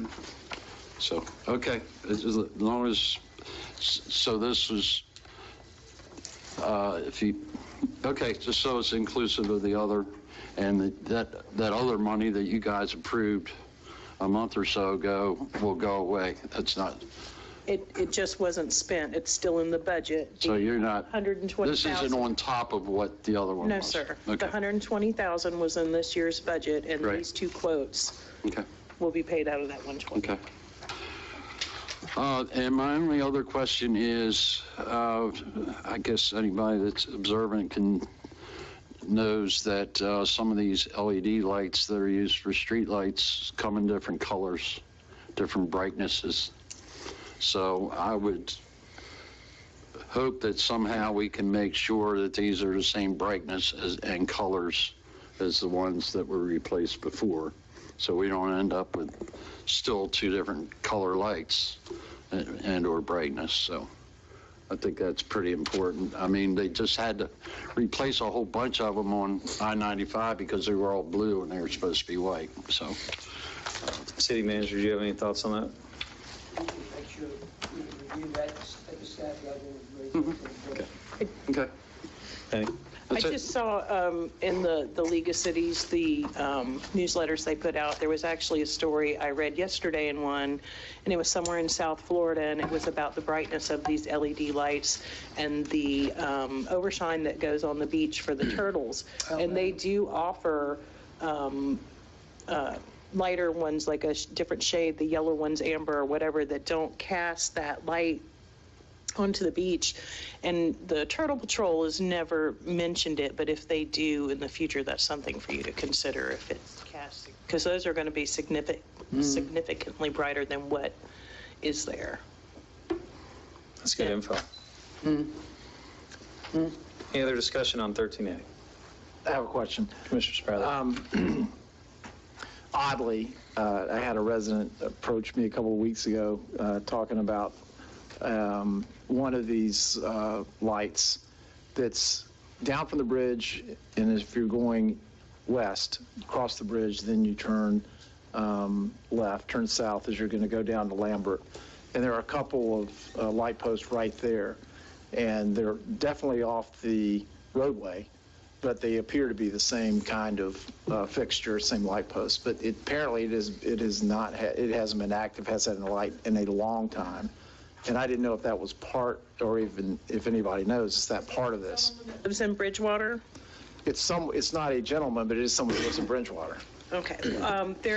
I just spoke to a man today, and I spoke with Jennifer, and that light that is right there in front of Bridgewater as you turn off of 100 yes. Palm Drive is included in these 25 that are east and west of the bridge, the approaches. Right. And it is included in there. Okay. So I responded back to him. Okay, good. Because this particular resident had gone so far as to make calls and then actually taped a notice up there saying whose light is this, and couldn't get any responses. So good to know. Thanks. Any further discussion? That's good info, Penny. All right, we'll open this up to public comment. Any members of the public wish to speak on 13A? Seeing no one, will close public comment. All in favor, please say aye. Aye. Aye. Any opposed? Did we make a motion? We didn't make a motion. Well, everybody's I didn't think we did. I didn't say aye. I'll make a motion, we approve 13A. Off the agenda. Second. We have a motion and a second. All in favor, please say aye. Aye. Any opposed? All right, motion passes unanimous. Well, the motion didn't pass unanimous, but the non-motions. Get it? Whatever. All right, so for item 12, Drew, since I pulled this, do I need to pass the gavel? Okay. That was why I was waiting on. I didn't know if I had to do that. All right, so I pulled 12. Here's the questions I had about 12. So this is a new company, thankfully, that's going to be coming in because the previous company struggled with standards. The majority of this contract is going to be the money is going towards the pier restrooms, just because of the amount of use and the size and everything. And then we have a couple other restrooms that are part of it. In this contract's $49,800. The issue I have with this item and that I wanted to bring up for discussion is 10 feet away from the pier restrooms, which is where the majority of this money is going, is the pier bait shop that is fully staffed and underutilized. And we have folks that are capable of keeping our restroom more clean than this contractual provider will, because they can go in there more frequent, preferably every hour. There's a lot of things that could happen, and the reason is, so to spend $50,000 to keep, well, there are other restrooms, which I'll get to in a second, but the majority of it, the pier restrooms clean. To me, I am of the opinion that that can get done in-house. You know, in January, the total sales for the pier bait shop was about $2,500 for the month. And I own a business, and that's about half what my business does in a day. And that was for an entire month. There's time, and there's abilities, and there's a potential huge money savings. And I worry that we're spending money to hire a company to clean restrooms that are 10 feet away from able-bodied folks that are currently being underutilized that we're paying a lot of money for. So that was one thought. So what about the rest of the restrooms? Well, and this is, I'm just bouncing stuff off, and these are my thoughts. We have 2 full-time meter readers that no longer have meters to read because we are on telemetry. There's a couple. You have exceptions that they have to go out, but the meter reading project is 6 hours of labor per month. And then outside of that, you go and you look at the no reads and any other errors. So you basically have maybe 20 hours of work. Well, you have 2 full-time meter readers that drive by the other locations, Wickline, City Hall, any of them. And I'm of the opinion that I would be okay if we wanted to have a contract to, for instance, take care of City Hall, a small contract. But I am of the belief that we have staff that is underutilized that, are in positions that go by these that can take care of them. And I can't see spending $50,000 when we have all this labor that's being underutilized. So that was my thought. I wanted to bring it up for discussion. Thoughts and arguments? Commissioner Miller. Our good relationship is over. I disagree. If I got hired to do a particular job, and now you're telling me I have to clean bathrooms, I would be so out of here.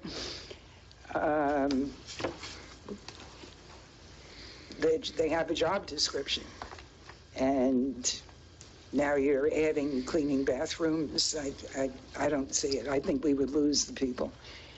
Whether the bait shop is underutilized is another issue, which I know James has been wanting to bring up, and we keep not having commission comments, so he's not brought it up. To me, that's a whole separate thing I'm ready to discuss. But to now tell somebody who's been hired to do something to clean bathrooms, I don't agree with that. Okay. If the city manager looks at what staff is doing and says that they're underutilized, I'm sure he can combine jobs or something. But I'm not in agreement with you at all. Okay.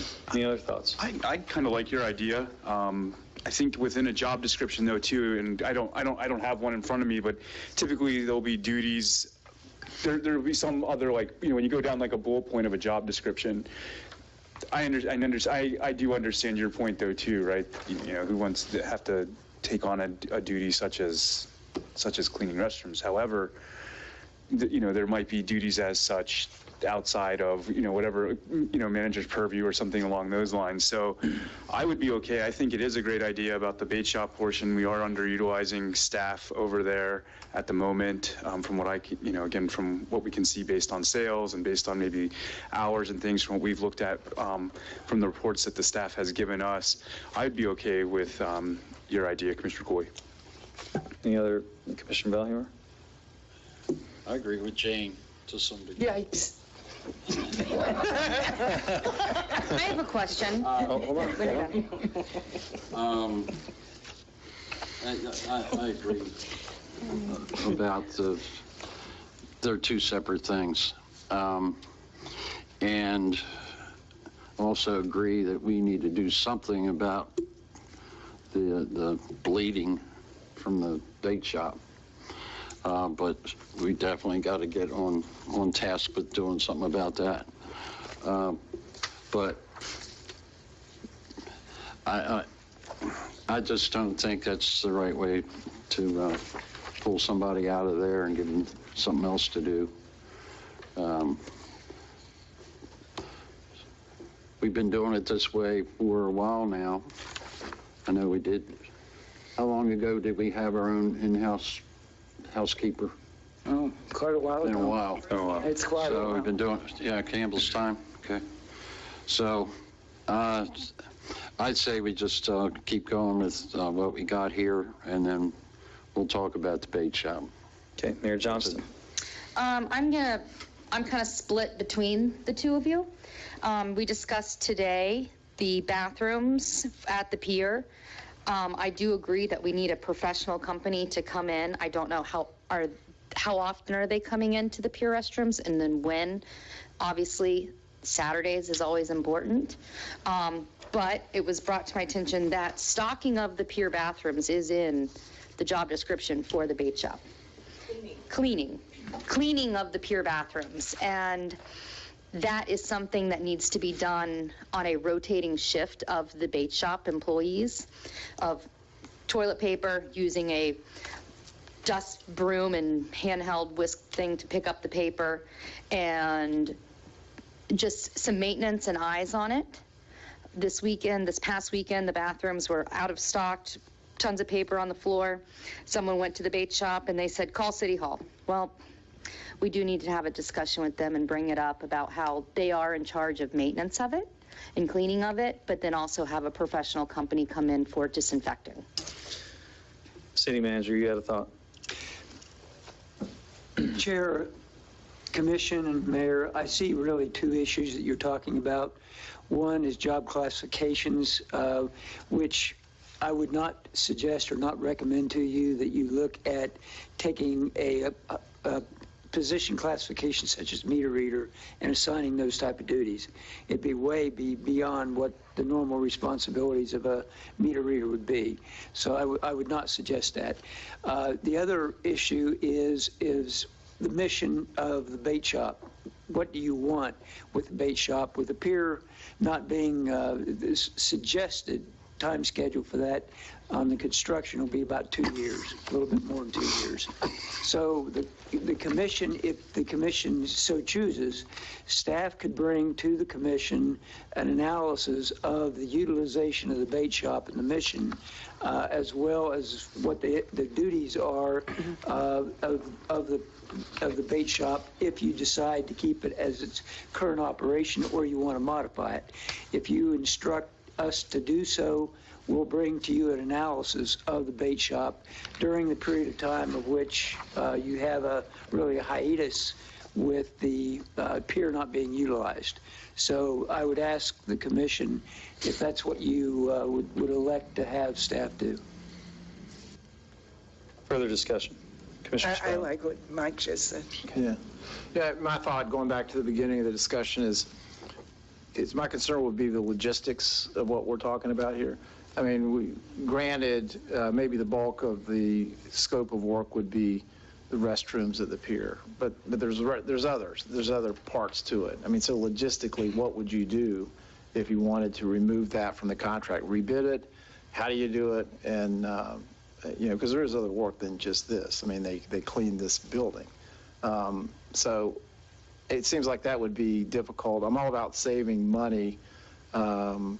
But I'm not sure that the practicalities exist here, and along with the concerns about personnel changing their description. Thanks. Any other thoughts? I think it's important to understand there are a lot of other areas being cleaned other than bathrooms with this particular contract. So it's much more extensive than just that. So you're getting a better, a cost benefit than just bathrooms being cleaned. Good points. Does that include your polishing of the floors in here as well? That company also does that. It would be a side job that I would have them do. So yes, I've already asked them about that. Your former manager, Mr. Whitson, when our cleaning lady gave notice, he assigned this to me. And I prepared the bid package and put it out, and that was one of my first suggestions to him, is that we have, it has to keep going. There's going to be a period where we don't have a cleaner. And maintenance is already busy, and staff here is doing these bathrooms here and cleaning up our own mess here, and that's fine. I don't mind. I swept and mopped the other day. And I suggested the meter readers, and I was quickly told that the same thing Mr. Abels just mentioned about the job classification. Liz, when I went and spoke to Liz about it, she advised against it, and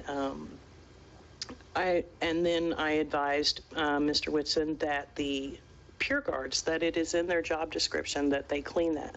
They've never had to. So I said, well, maintenance will go over there Monday through Friday, clean it the right way, and then can the Pure Guard stock, like when they change shift, check the paper, sweep the floors, add the soap, and on the weekends do the same thing. And it's been a challenge. I know Buzz has said that he's been cleaning over there, and it has been a couple of busy weekends at the beach, so it's been messier than we would like it to be. But speaking with Buzz, I asked him, because I'm like, what's the problem here? I'm not asking him to scrub toilets. And he advised me that his employees are elderly and have limited mobility. And that is the reason that he gave for some of it not being done. And he said he's coming in on the weekends and doing it, but he's not here all day. And the other thing is the Pure Guards, there's only one in there at a time, so they can't leave the shop and then go into that, and that's why I suggested they do it as shift change.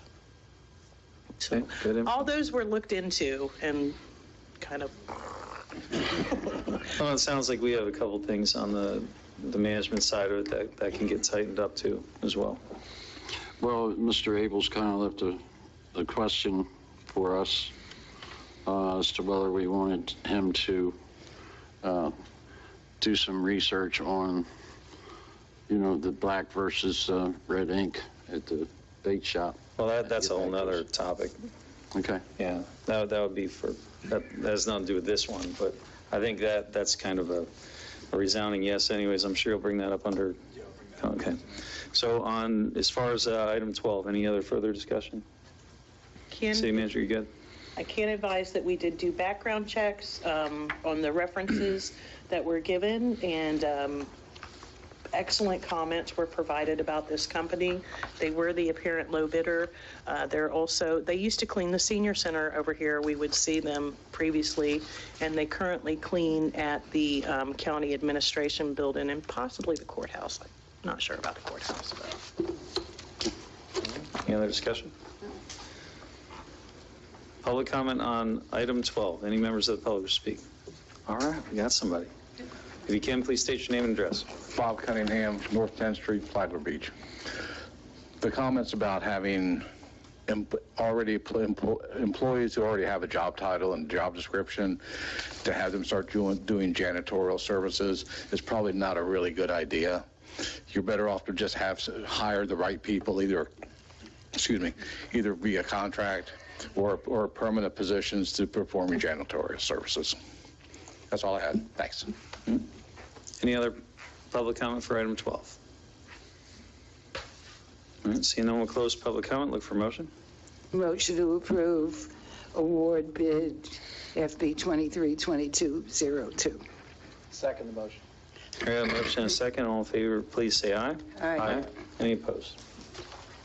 Motion passes unanimous. All right, that is all for consent agenda, general business. Item 14. Oh, 13 we approved. Never mind. Sorry. All right, item 14, review insurance claim for engine 12 and approve replacement. And that is our fire chief, Mr. Pace. City manager, do you have anything you wanted to intro with? Yes. Okay. Good evening, chief. Good evening. Good evening, Madam Mayor, Chair, Commissioners. Congratulations, Commissioner Spradley, Commissioner Bellhumor. I have had the opportunity to speak to some of you about insurance claim for Engine 12, and I've got, you should have a packet that was delivered to you tonight. I got a brief summary, and it's pretty much going to go through your packet, but I'd kind of like to give you the history and some possible solutions for replacement of Engine 12. Engine 12 in your packet on the front page, you're actually going to see Engine 11, and just to clarify that, Engine 12 is what would be the E1 1,000-gallon pumper, the 2006. When the new engine came in, Engine 11, the unit identifier for this truck actually became Engine 12. So with that, and with hurricanes that are coming with more frequency, our approach with the department is our frontline truck in post-storm times is now our reserve truck, is what we did with Ian. And post-Ian, in the aftermath, we had a structure fire on the south end, as we typically do when the town is re-energized after a storm. The crew had to respond for a structure fire. They had to go through high water, and as a result of that, Engine 12 was inspected after the storm, was found that water intrusion affected several components throughout the truck, and the truck was viewed by the city's insurance company as a total loss. In the meantime, thereafter, the city did receive an insurance claim from the city's insurance company for the amount of $95,000. I was informed that the Engine 12 was a total loss, and I had started working with the truck representative that I just worked with on the new purchase of the truck, and he told me that, it might be wise to talk to the chiefs right next door in Flagler County. Coincidentally, their fire administration is looking at replacing some of their fire trucks. They have a couple of new ones coming in, and specifically, I was made aware of a Pierce Enforcer. It's Flagler County's fire engine 898. This truck specifically is a 2004 fire engine, and it has 84,000 miles on it with 5,600 hours. So for a truck of this age, which is 19 years, very low mileage, very low hours. The truck that we lost in the storm was a year newer, but it had 86,000 miles on it. This truck was garage kept. And in addition to that, it was inspected front to back by the department's emergency vehicle technician, fire pump technician, and we also have had a discussion and have some quotes within your package as far as paint and body graphics, what have you, to our color schemes for our fire trucks. A couple of other additives about this truck. It is a custom-built pumper, so it is got more of a reinforced suspension. It's a stouter truck. Sometimes it was maybe a bad example, but the commercial cab that we lost was kind of described as a beer truck with a water tank. This is a true fire truck. So there's some other good points to it. Our EVT is certified in Pierce. We do have a new Pierce. We have uniformity within the fleet. So back to the county, they are open and acceptable to an offer being made for this truck that is going to be surplused. And the offer is very palatable in my mind at $10,000. Keeping in mind the $95,000 claim, as a 19-year-old truck, even garage kept, there is quite a bit of work that needs to be done to this truck. Albeit, the EVT's estimation, the work that needs to be done, none of it is a deal breaker. So just to go through some rough numbers, there's going to be $72,000 in change, bringing this total up to $82,000 for the purchase of the truck and the repairs, fire pump repairs, paint, graphics that would need to go into the truck. That's where we are until I had an additional conversation, and I would give Chair Cooley some credit, because in our conversation, he had brought up an innovative idea that I didn't even think about. But one of the things that had come up was, if the county was getting rid of this truck at a time period, was there a like truck? And I told the chair that, yeah, actually, the sister truck to this truck is also available. The very exact truck, bought at the same time. The idea being, much like Chief Downey would have backup vehicles for cannibalization, for parts, what have you, this truck, it would also be available to the city, again at the price tag of $10,000. So if you backtrack to the totals that we're talking about, instead of $82,826.18, it'd be $92,826.18. And rather than $12,173.82 going to truck reserves, that would fall to $2,173.82. All considered, this would all be done within the insurance claim that the city has. There is no outside allocations. There is no dipping into reserves to make this happen. I would like to talk a little bit more about our approach in a hurricane. We've learned since Irma, the goal, we don't want to lose these fire engines. We've started working with a high water vehicle from Palm Coast. We are prone anymore to be looking at hurricanes every summer. So what the goal is through the other agencies in the county, we want to bring 2 high water vehicles in, and we want to have a reserve fire engine in here. And if we don't have to push that fire engine through high water, and we can get on top of it with water cans, hand tools, we'll send the high water vehicles in. So that is going to be the approach as we enter into our next hurricane season. The county is, like I said, willing and open to everything that I've described to you tonight. They have some maintenance issues going on with some of their frontline rigs. We would be on their timetable to a point, but what I'm assured of, even if the paint and body was something that had to wait on this vehicle, that we will have the capabilities of that reserve truck as we're entering into hurricane season. So I think that's everything that I wanted to cover with you. I'm sure you may have some questions.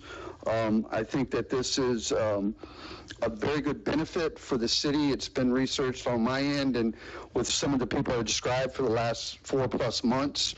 I was a little bit anxious, I will tell you, when we lost that fire truck, and without saying these fell from heaven, these were a very viable option for us, and I feel like it's a good pickup for the city. I will add to one of the things that had come up with the second truck, and whenever that comes, and again, that's on availability of the county and their other rigs coming in, their maintenance problems being resolved. Storage for that second truck has been identified at Avenue A. So we're not talking about just leaving it out to rot outside till we can get salvageable parts off of that truck for the reserve truck. I believe that's everything I needed to cover with you, and I hope I didn't miss anything, but I'm certainly open to questions. Okay, and we're going to have some discussion. Just for clarity before we begin, so this is an opportunity to get 2 trucks repaired, you know, with the basic repairs that they were needing for the price of the insurance claim of the 1 truck that was lost, correct? We need to be clear on that. The first truck that we discussed until you and I had talked about this other option, that truck will be completely refurbed to that $82,000 mark. The second truck, the second $10,000, we're not looking to dump a ton of money into that truck. We're not looking to repair that truck. That truck is strictly there. I mean, you know, in a perfect world, if that truck was there and we had a nasty storm coming through and it's still rolling, we put that truck out first.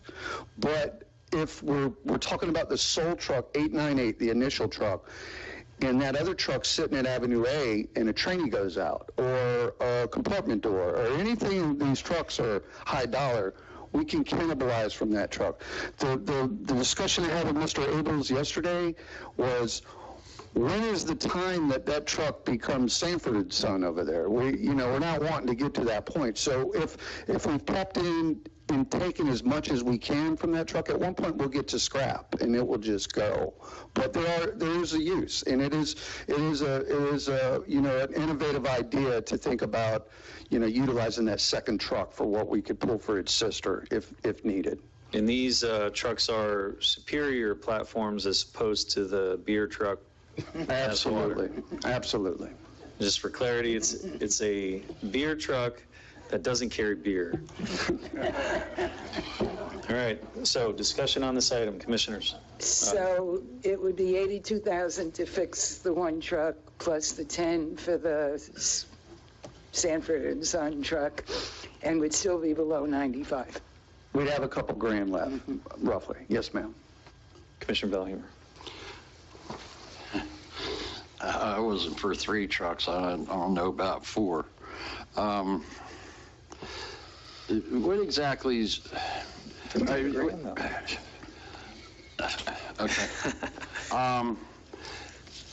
Are these trucks empty? There's no equipment or hoses or anything with them, right? There may be some minimal equipment that come with them, but for the most part, they're ghost trucks.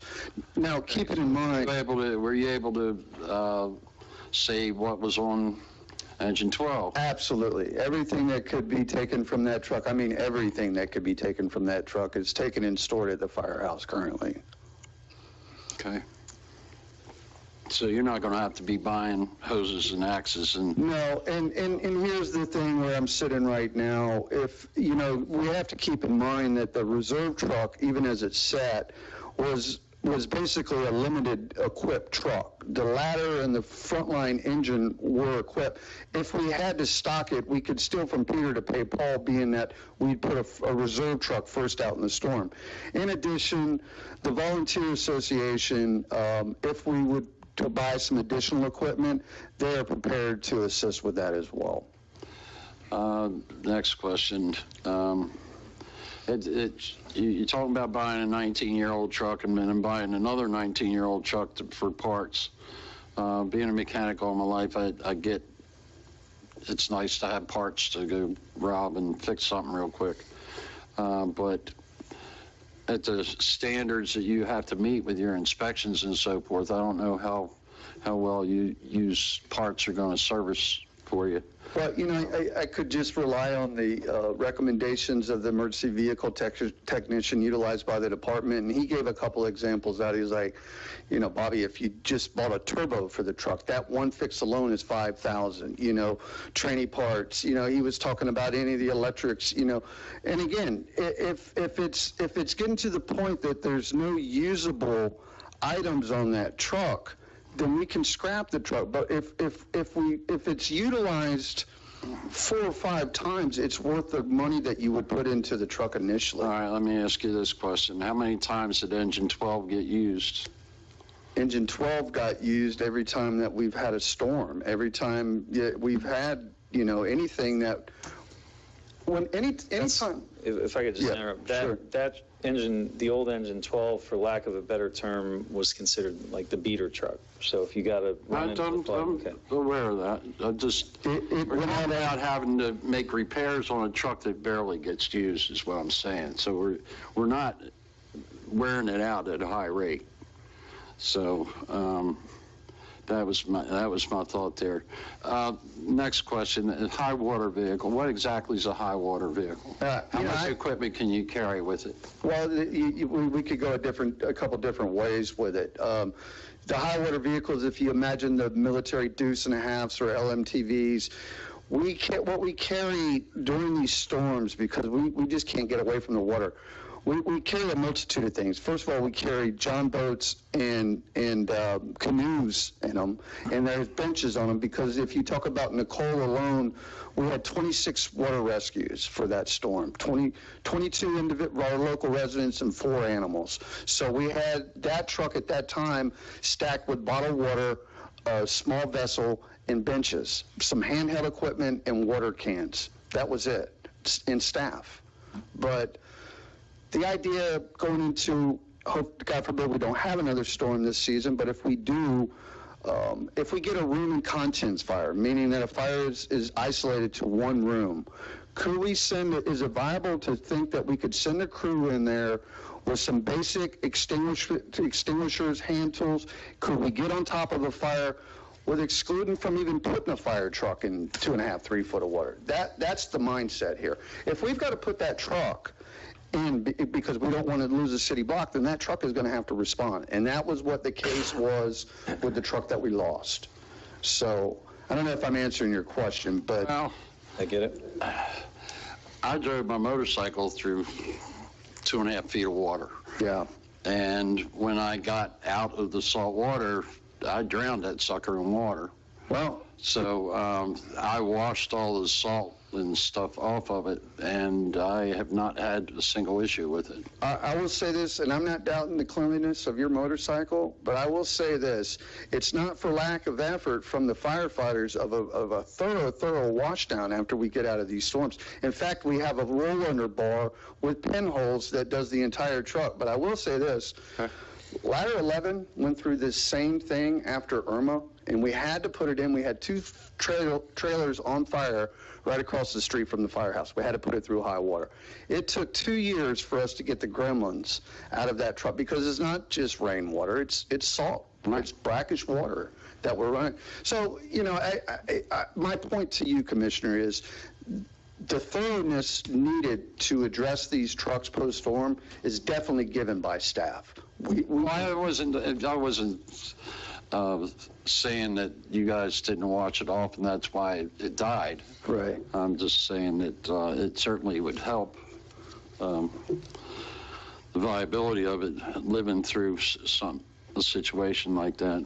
I guess the only other thing I think of is, you know, you got military auctions, you can buy stuff for next to nothing too. That was a conversation I don't know if there's a certain, you know, they have all different kinds of equipment, a lot of which you've never seen before. So I'm sure firefighting equipment would be amongst some of that. It could be, you know, and Commissioner Sherman and I had a conversation. He brought up something similar to that.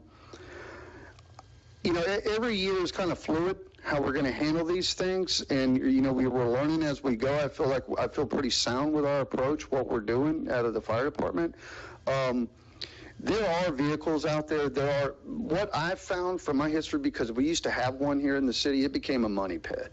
It really did. Where we're sitting right now with Palm Coast and the county, we take the brunt of high water when these storms come. Is there a commitment, if needed, for these vehicles to come to the island? Absolutely, positively. Where I'm sitting right now, I'd like to kind of lean on our neighbors for those, and then, you know, certainly we need a suppression unit, which is what I'm talking about with this engine 898. And at the later date, and this is the conversation that Commissioner Sherman and I had, you can get these military surplus vehicles, and sometimes they have deals where you can pay the state like $1 a year to get them, and you can put the money into them. I'm just saying right now, as we're going into the season and the time is short, we have a plan in place, and we have those high water vehicles locally available to us. Let's jump on a couple other questions. Commissioner Spradley. Thanks, Chief. I like analogies, but I don't think the motorcycle through the water compared to a fire engine through the water does it for me. They both have electrical systems. I don't, you know, the fact that you don't use the truck that often, the frequency of it, that means zero to me, because when you do use it, it's during a hurricane. I mean, that's when we need it. Yes. So the fact that it doesn't have a lot of miles on it for that use, thank God for that. Yes. You know, but we need it. So to me, this sounds like an opportunity not to pass up. Okay, any other discussion? Mayor, Commissioner Sherman? Yes, sir. Commissioner Mealy? Commissioner Bellinger? Any other follow-up? Okay, well, let's open this up to public comment. Thank you, Chief. Any members of the public wish to speak on item 14? How you doing, Victoria? Good, thanks. If you can, just state your name and address. Victoria Roach, 604 Springdale Drive. I just want to say that during Irma, the high water truck came to my house. We didn't have to be rescued, we stayed. But after they left, we had a fire. I called the fire department, we got it out, we didn't know. But there are fires, and there's fires because we had a bed, the electric bed that went up and down. The motor was plugged in under the bed. Didn't think about it getting wet because our house flooded. Sparked, thank God. The dogs were on the bed. I was on the bed. We were home, and it caught on fire. If we weren't there, they would have had to come out in the flood. They also came to my house on Springdale to rescue us, but we didn't need rescuing again. And I'm sure they came during Ian, but we weren't home. So I just want to say it is really important because people do have fires during the flood. That's it. Okay, thank you. Oh, and thank you very much. Any other members of the public wish to speak on item 14? Bob, if you can, please state your name and address. Bob Cunningham, North 10th Street. It just seems like it's a no-brainer to get the two trucks, have one of them completely refurbed to use for during the hurricane season, and have one for parts. What Chief Pace is saying makes perfect sense, and something like that I would recommend for you guys to do. Okay, thank you. Any other members of the public wish to speak on item 14? Sine, did you have something, Chief? Yeah, I just wanted to add that I'm going to continue to work with the county on moving this forward, but just so we're all clear, we are on their timetable right now. There's some things that we're working on. I'm going to be working with the vendors, and as soon as there's availability of the first truck out the door, we're going to look at the mechanic sides of it, the fire pump side of it. If I'm tabling anything, like I said earlier, it would be the pretty stuff, the paint and the body, the aesthetics. So I guess what I'm trying to ask is just that the funds that are available be earmarked to this project. I'm going to be staying committed to it, working hard on it, and as the trucks free up from the county, I will certainly keep moving it forward. Okay, and I just want to formally wrap up public comment. Any other members of the public wish to speak on this item? All right, seeing none, we'll close public comment. Further discussion. Now, the direction on this item is going to be direction to staff, I believe, correct? That's all this is going to be, Drew? Is there any, because this is a review.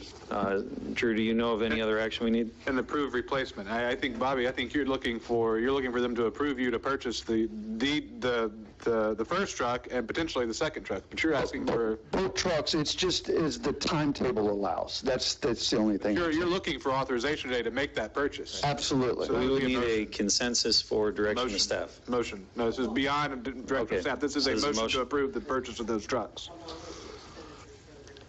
That's in the expenditures that are in the packet as well. So we'll have a motion the motion on the proposed motion would be approve purchase of the trucks and the repairs to go with it. Correct. The package. So just for clarity, that's the point of discussion where we're at right now. So further discussion. Yeah, but what we have in front of us doesn't include the second truck yet, does it? It does not. Okay, so we need to make sure that we're... Right, that will be part of the motion, but... All right. Yeah, and if I can add, just so that we're clear, the first step of this and all of this and talking with fire administration from the county, their county administration is aware of everything that we're discussing here tonight. In everybody's mindset, the first step to this was getting approval from this board here tonight. Everything is open and clear on their end. They're going to run it through their board as well. So I'd just like to be able to deliver the news back on our end that there is clearance to honor everything that was discussed. Okay. So I got one last question. Commissioner Bellinger. Are you going to be able to keep this in shelter? The spare? We've identified... The second spare. We've identified shelter Ford Avenue Way. But it's going to be under roof? It is, somewhere? yes, sir, yes, sir. Okay. Because you can't put it out in a field. And No, I'm with you, and it'll rot faster than if you I agree with you. fire hose. I agree. It would be worthless just sitting out in the salt, so. But we have identified storage for it. Okay. Further discussion? Mayor? Okay. Okay, then y'all heard from Drew. This would be potentially a discussion for 2 trucks in the repair package for the first one. And I'll look for a motion.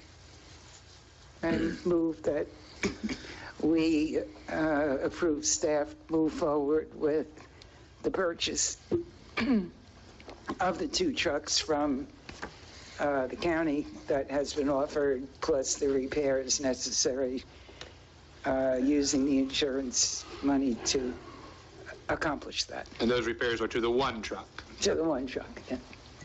Second the motion. We have a motion and a second. All in favor, please say aye. Aye. Any opposed? Yes. 1 opposed. Motion carries. 4 ayes and 1 opposed, Penny. All right, item 15. Thank you, Chief. Item 15, approve staff to proceed with distribution of a bid package for executive search of city manager. And our interim city manager is going to present this. Chair, Mayor, Commission, in your package, you have a request for proposal that would, once it's approved by the City Commission, will go out to executive search firms who have extensive experience in the search and recruitment of a city manager. In the beginning, I'd like to thank the city clerk in helping prepare this bid package. She did it very expeditiously, and without the assistance that Penny provided, we wouldn't be able to be as expeditious as we really are with you. I'd like to explain to you, if I can, the process and why I believe this is a good action for the City Commission to take.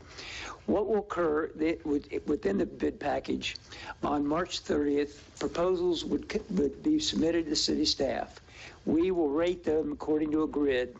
We have criteria according to a grid, and we will then, based upon that rating, bring it back to the City Commission with a recommendation on an executive search firm that we would recommend that you contract with in order to conduct an executive search for the city manager.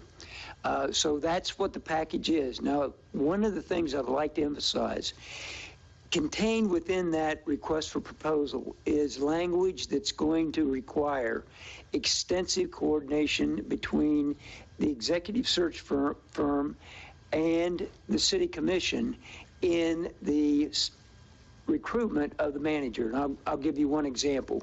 What will in all likelihood occur is whoever you would choose for an executive search firm would come in and meet with you and ask, what characteristics do you want in your next city manager?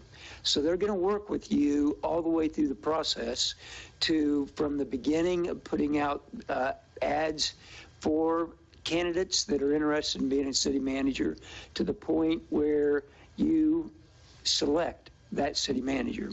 So why should we go with an executive search firm? Well, there's an alternative to that, and I think you followed that alternative in your last search that you did, and that's through the FCCMA, the range riders, is a possibility. What an executive search firm will provide that you do not receive through the range riders is a couple different assets. One, an executive search firm has a national resource pool that it can recruit from. A city manager-oriented research firm, selection firm, has candidates that they work with all the time. They've worked with for years.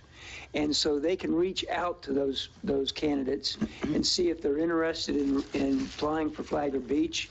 And they will also put the ad out through the International City Managers Association, the International City Managers Association will contact people through the executive search firm. So the resource base is absolutely critical that they can bring to Flagler Beach. The second thing is they bring screening. An executive search firm does a background check, and I'm not just talking about legal, although that is part of it. What they will bring to the table is the ability to know what candidates have done in the past, because they have contacts with municipal and county governments throughout the United States. So that is a second valuable aspect. The third that they have,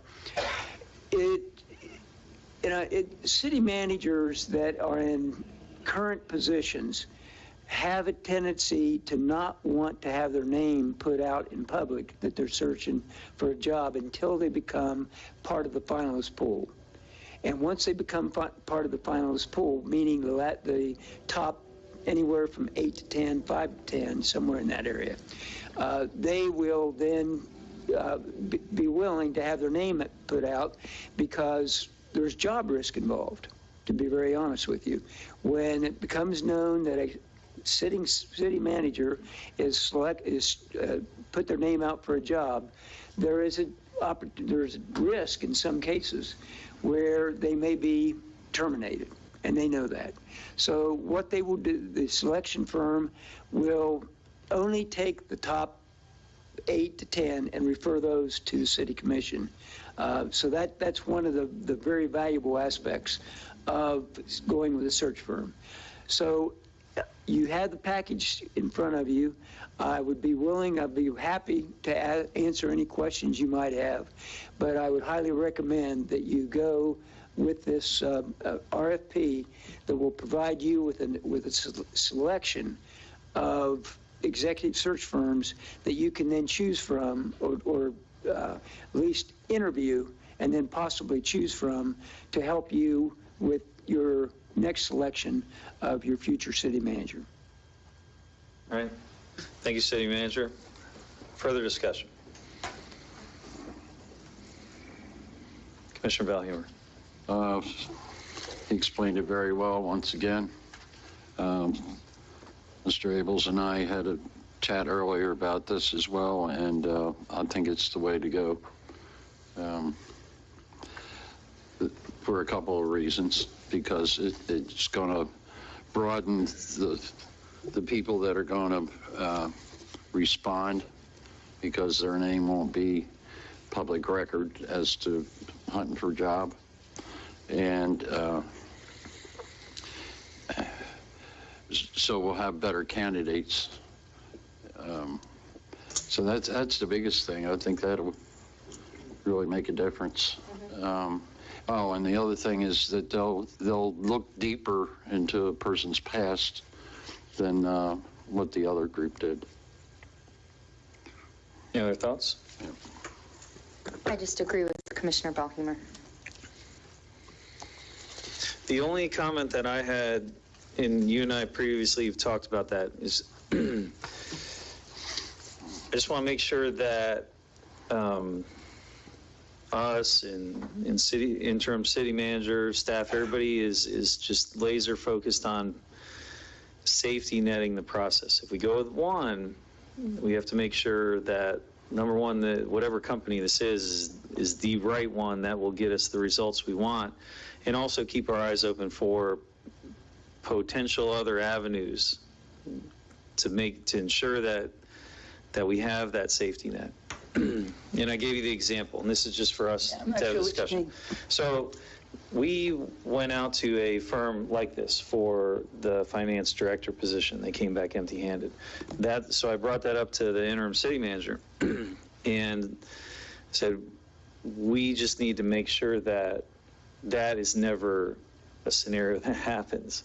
And they're not going to come back empty-handed. We want to make sure we have the highest quality candidates. So if there's any other avenues outside of this,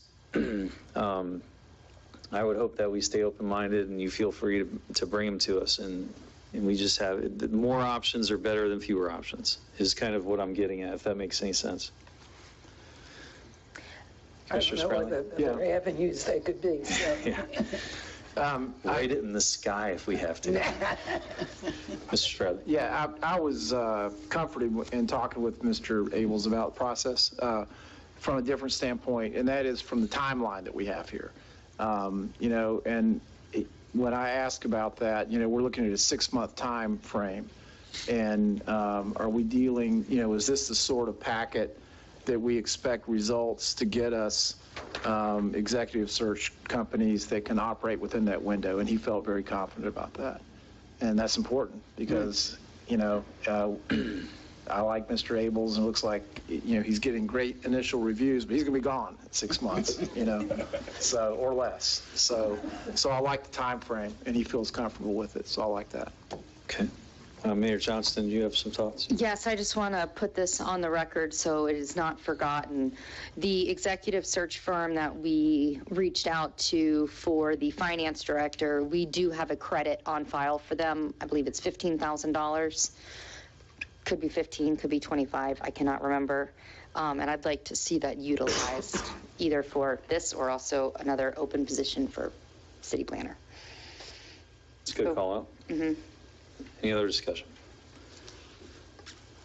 I think it's a good way to go. All right, we'll open this up. Public comment? Public comment on item 15. 5 months. Let's go. We need to have more elections to get the place filled up again. I thought I saw some life in the corner. He kind of went like this. Yep, sometimes he picks his head up. All right, we'll close public comment and I'll look for motion. I'll make a motion that we approve agenda item 15. A second. A motion and a second. All in favor, please say aye. Aye. Any opposed? Motion passes unanimous.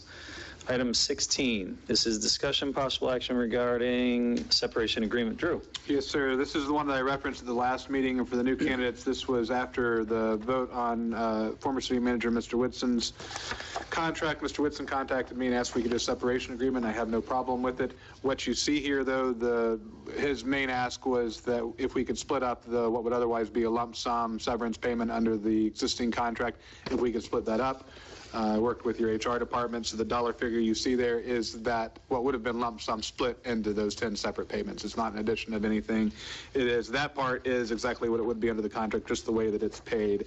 You also see in here that we are getting back a release, which is always nice. Let's just tie a bow and close the chapter on things.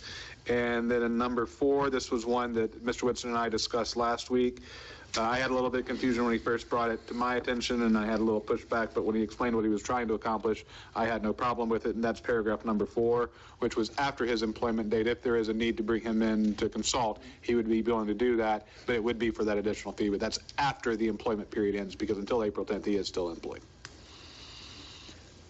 All right. Mr. Chairman, I do have a concern about Mr. Sherman. I don't know how I feel about item 4. It's entirely at the discretion of the city if you call him to consult. Okay. So it's not something that, unless we called him to consult, you would not owe anything there. Is that something that, even though that is in here, there would still have to be a contractual agreement? No, okay. That would be the number. That lets, if there is a need to, that gives us a way of accomplishing that where he now is obligated to. So actually, from my perspective, that's why I said I had some initial pushback too, but once it was explained to me, I came around also. For that reason, was if there is a need, but you decide whether or not there's that need. Okay, that's what I want to make sure. Good info, further discussion? Mm-hmm. The release part's important, so that's good. Yeah. And Drew, when I saw this item on the agenda, the way it was worded, I thought you were leaving. And I went into a total panic. That's my fault. I gave Penny the light. It didn't last long because I kind of figured out what it was, but I was like, no! All right, we'll open this up to public comment. Any members of the public wish to speak on item 16? Wow. All right, we'll close public comment and look for motion. Motion to approve the separation agreement with Mr. Whitson. Second. All right, a motion and a second. All in favor, please say aye. Aye. Any opposed? Motion passes unanimous. Okay, for item 17, this is an item that I'm going to change spots for.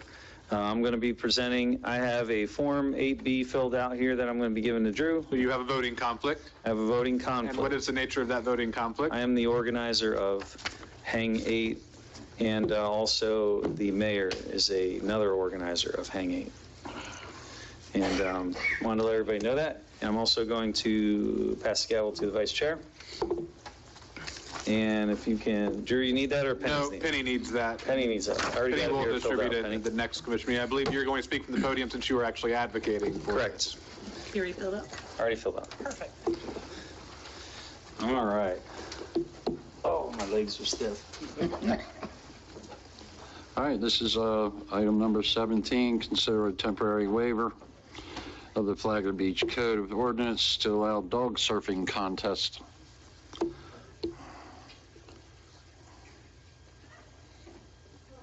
What are you doing, bringing a dog in?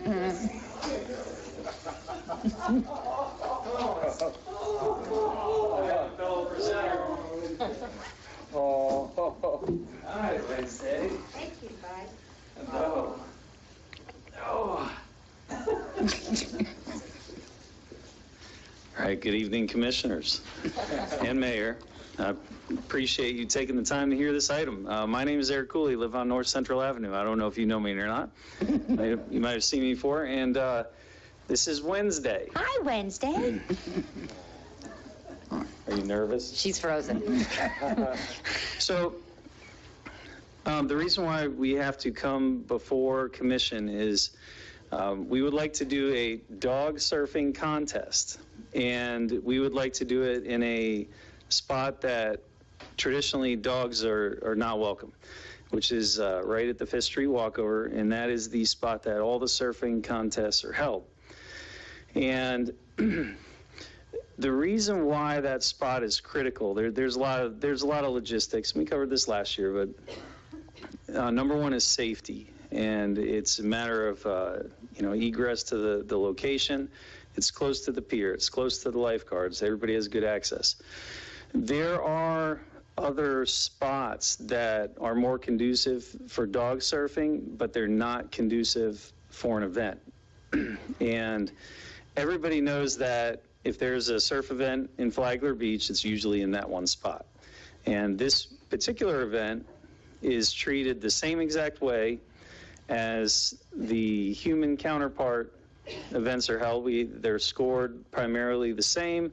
The surfing format layout is the same, and other than the competitors, they're more or less the same. And we did it last year. It was very well received. We had a lot of folks that have been in the surfing community pretty much their entire lives, and we're talking 50, 60 years. Some of the old salties, and they said that particular event was one of the best attended and best well received events that has ever been in that spot on the beach. And we're very proud of it. Who would ever think that would draw that type of crowd? But the good thing is it's very informal, it's wholesome, it's geared towards family, and we have all kinds of things that the general public might be interested in. For instance, a dog kissing booth. Who doesn't want a dog kissing booth? Get a big, wet, sloppy kiss. And then we also have, dog surfing. We have a dog costume contest. And are you looking at the mayor? And the event starts right around 8 in the morning, and it only runs till 2. So we try to keep it out of the way of the peak time. It's scheduled for May 20th is what we'd like. And we'll be wrapped up around 2. Last year when we did it, at about 2:30, 3 o'clock, we were done cleaning up. And as a member of the Flagler Beach All-Stars, myself and the mayor, we try to make it look like we were never even there. There's no sign that the contest even happened. Not one piece of trash and absolutely nothing. And also wanted to encourage everybody to come out, because who doesn't want a big, wet, sloppy kiss from a dog? So Wednesday here, and I just wanted to give a visual. If y'all Are y'all okay with me doing that? If you want some entertainment. But Wednesday's been surfing for a number of years, and so a lot of folks, the number one question is, how do you train a dog to surf? And the bottom line is you can't. It's just not going to happen. They're either going to do it or they're not going to do it. And you learn really fast if that's something that they're going to do. Now, how we came to find out that Wednesday did surf is when you go to the beach with a dog, you pretty much learn really fast if they want to even get close to the water or not.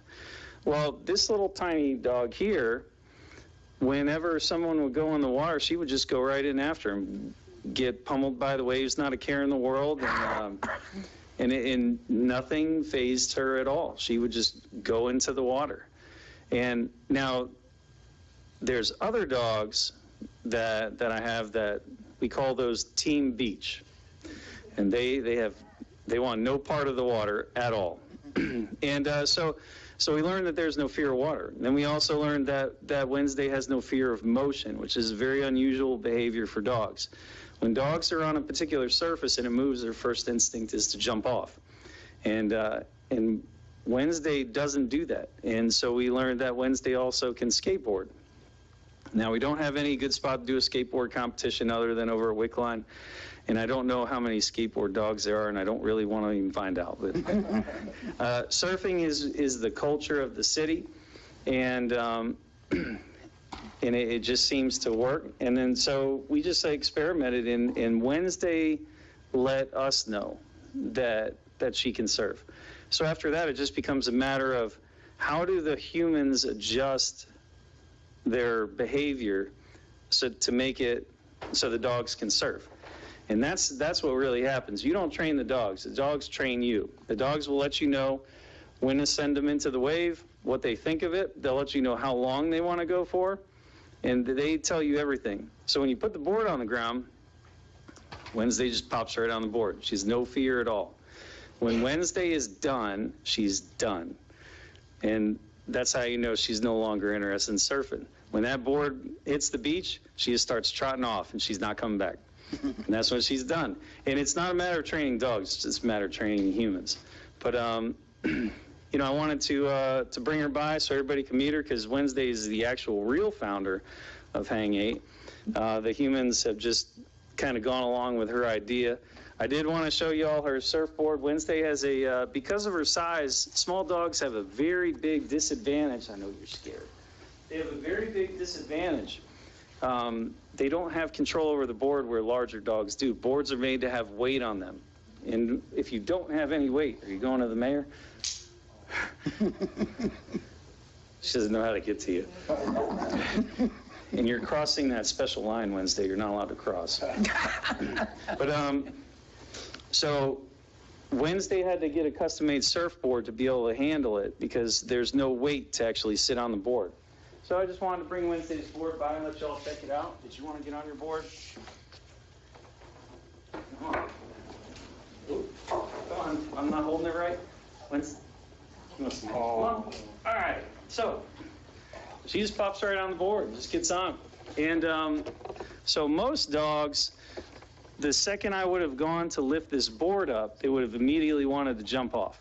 Wednesday is not the case. Wednesday just likes sitting on the board, even in the water. And even when she's surfing and she starts moving, you see she automatically knows it's time to get low, hold on. But most dogs by now would be freaking out and they would want to jump off. And this is how you kind of know when you have a surfing dog. Yes, I know. You kind of wonder what's going on. And the tail wag lets you know that she approves of it. She's not terrified. Did you want to talk? Did you want to say anything? But I wanted to just give everybody an example because there's a lot of curiosity around this event. And a lot of folks don't really understand it. They don't know how it works. But these dogs, and they go and they surf. And the larger dogs are very impressive because they can go a little bit further out. And they can catch a little bit more dynamic waves than the small dogs. And for safety purposes, we have folks in the water that make sure the dogs are safe at all times. Wednesday has her own custom-made life jacket she decided to wear for everybody to model. And then there's also a leash that Wednesday has. Come on here.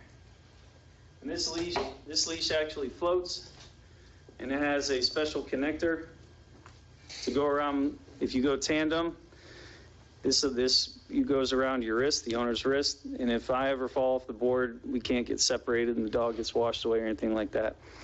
But she's got her old life jacket, and we just wanted to answer questions and make sure it was okay to use that spot for the dog surfing competition. Well, that's quite a presentation, Eric. I think you went over the time limit a little bit, but that's all right. I'm not buzzing it So, I know. Well, the presenter gets more than 3 minutes anyway. But, any comments from up here? Yeah, I agree that the word was right in my mind when Eric talked about the culture of Flagler Beach. I mean, this is the kind of thing that we came here for, not necessarily dog surfing, but, events like this. Fun things. Yeah, fun things like that. And I know last year, it was great. I mean, I do a lot of photography, and some of my best photographs of the year were of these dogs surfing last year. It was unbelievable. So it's a great event. I wanted to add one comment that was shared with me after last year, that people that are not exactly dog owners, but they still wanted to be spectators of the event, they thoroughly enjoyed it because there was a very obvious visual line of do not cross this point with your dog, and they said they could sit right on the threshold and no one crossed over the line and they could still watch the event, and they were very thankful. Well, hello. Anybody else? Well, I went also, and it was fun. I enjoyed it, and I think there were just as many people there without dogs as, if not more, than ones that had dogs. So, and I'm sure it'll be bigger this year with returning people. So, Eric, you want to step aside, see if we got any public comment? I did want to point out, Wednesday is very vain. And so she makes sure that her board has a GoPro now on the front. Right. All right, let's step aside. Okay, open this up to public comment. Wednesday to step aside, she only is. She wouldn't stop. Okay, any public comment?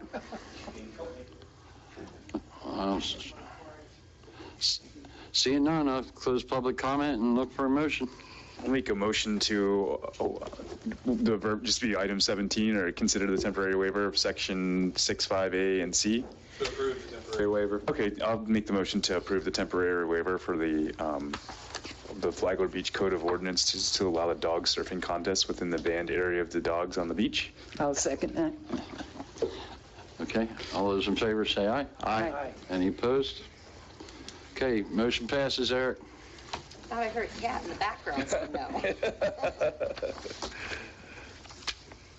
All right, so we're good? Yep. All right, thank you. Appreciate you hearing that. Give Wednesday home real quick. Give me 2 seconds. And now you've shown everybody that if you want to get approved, just bring a cute dog.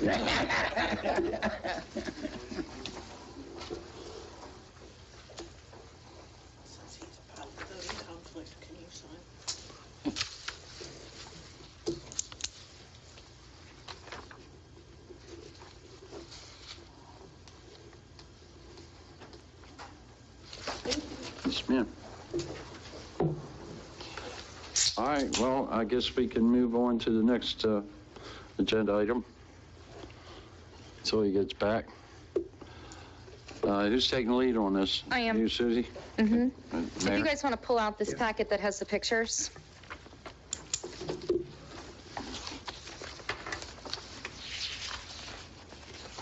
I'm giving him a second.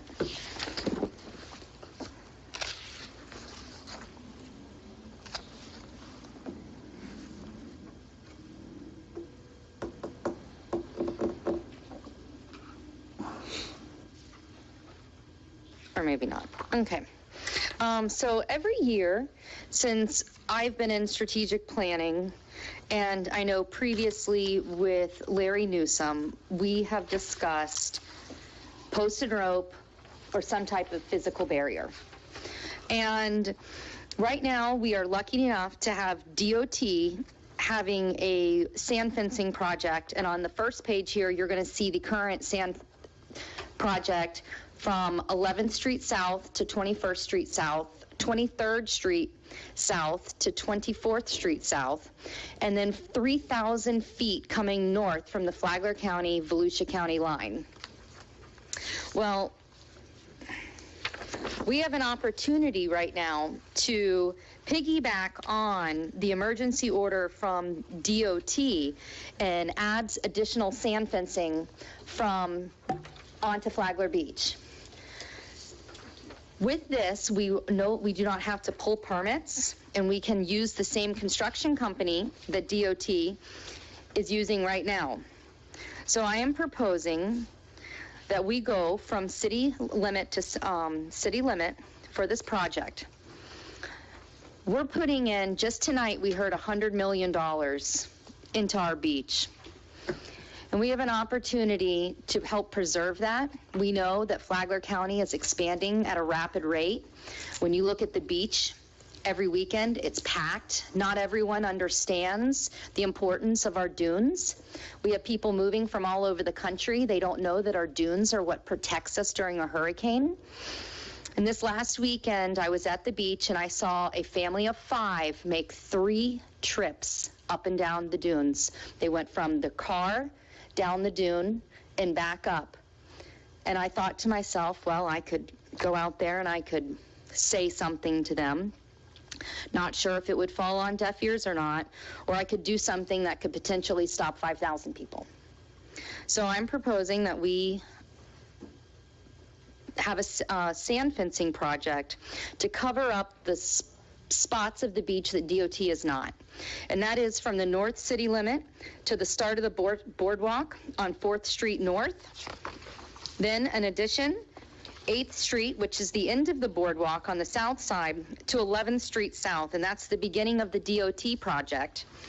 Picking up on 21st Street South, going to 23rd Street South, then last from 24th Street South to the area of Snack Jacks. Now, DOT put me in communication with the contractor that they are currently using, and it's Rogers Environmental. They gave me a quote to fill in those gaps, and it's, of course, it's $285,000. We do have $60,000 that's been budgeted. That was that we could find from last year's budget for a consultant to come in. And I would just like to get some thoughts on the commission from this and just a little bit of information. It says here in the quote, it's a 5-foot fence, and it is a 5-foot fence. It's 3 feet buried in the ground with 2 feet above ground. This is a very stable fence. This is to DOT standards. They are putting it in the right of way, and this is everything that is currently being used in the existing project. It's a wavy fence. It's very appeasing to the eye, and I believe it's very complementary to the city, and it would just fall in conjunction with the project that's currently going. So if you have any questions? Any discussion? I have 2 questions. Number one, it may be good to explain for the public to know what the purpose of the sand fencing is. I mean, is it to protect the dunes? Does it cause sand to build up, and does its impact on vegetation? So I think that would be good to know. You are correct, Scott. It's dual purpose. And the second question is, there's already some amount of this ongoing, as you mentioned. How were the particular areas where it's happening? Because I know it's happening right where I live on South 23rd, but it's not happening adjacent to that presently. Okay. So how was it determined before? I mean, was there a particular need for those areas, or so if you could expand on that, I think that would be good to know. Yes. First question, the sand fencing is dual purpose. One, it actually helps build back our dunes. As you know, sand hits it helps the plants grow. Then sand blows, it allows the sand to gather, stop, roll off the leaves, come down. On the second purpose is physical barrier. As people come into Flagler Beach, they don't always realize that in our beach town, we do not go down the dunes. We use the dune walkovers. And this would allow to give a real physical barrier. If someone was to go down the dunes, they would have to step over the fence. And we have discussed this before, that that's something that is needed. In the past, we had discussed posts and ropes because it would have been a less expensive option. Previous commission, city manager Larry Newsom had thought even posts and ropes would be in the ballpark of $500,000. So here we are looking at $285,000. Second, the areas that were chosen by DOT, those were the most critical areas. Those areas have the rock currently in front of them. They were the ones that needed the physical barrier now for safety issues, and then also for just protection of that part of A1A. Can I answer your questions? Yes, thank you, that does. Yeah, I had the same question about if they went to 21st Street, why did they stop for 2 blocks? You know, that didn't make sense to me, so this would be, I mean, personally, I don't find it attractive, as you said, but if it helps to keep the dunes, and I'll live what I consider ugly. However, we have the Army Corps project coming. It would not interfere with the Army Corps project. And the actual largest part of the Army Corps project is DOT's section. That you look at the largest, go to page 1, 2, 3, 4. That 11th Street South to 21st Street, majority of the south side is currently DOT's project. We're only filling in some tiny gaps from 8 to 11. On the north side. Well, north side is county, not necessarily. Yeah, no, I mean. Right. Okay. And I believe the Army Corps project would have got this anyways, I believe. Based off, because I think we all had the one-on-ones with the FDOT group, and I was asking about that project because they had just started it not too long ago, and it was starting to appear on Southside. And I think that even no matter what FDOT or whatever group was going to do it, when the sand was done, it was going to end up with sand fencing on top. Mm-hmm. And the one thing they said, which I thought was kind of neat, and hopefully this ties into what you're talking about, is when the projects are done and they receive the vegetation, the majority of the vegetation, once it's established, is going to be taller than the fence. And yeah, then it won't look like that. Right. And so what people see, they see this fence now because it's bare. And there's nothing else for your eyes to be drawn to. When the vegetation is there and then it's growing, this fence only sticks up 2 feet out of the ground. It's going to get covered anyways. And on the north side, it would already have taller vegetation behind it. You're not talking about doing any on the north side? Yes, from the city limits on the north side of town, from Ocean Marina Drive to 4th Street South, and that's the beginning of the boardwalk. That is page 2.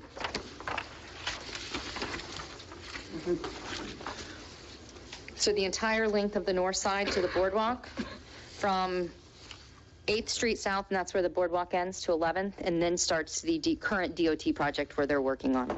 And then fill in the gap from 21st to 23rd and 24th to Snack Jacks.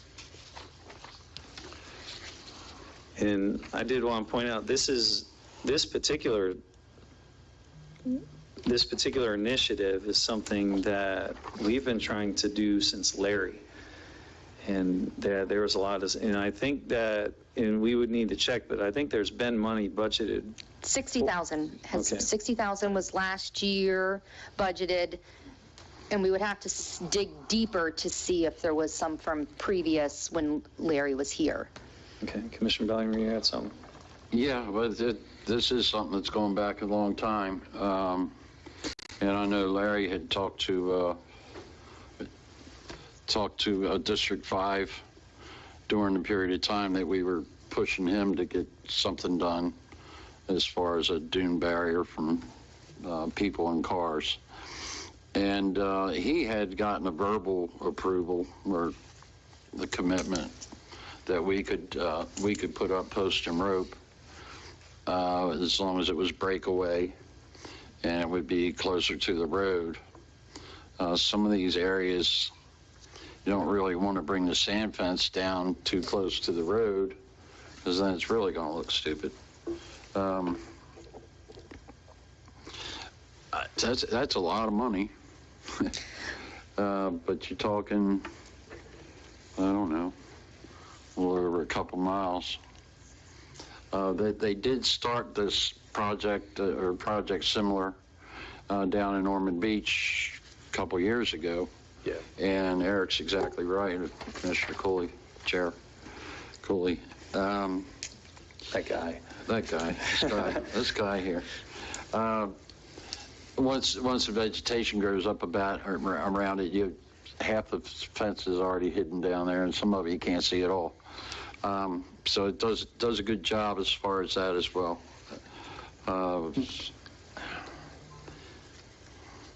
Wow, I didn't realize it was going to be that much money.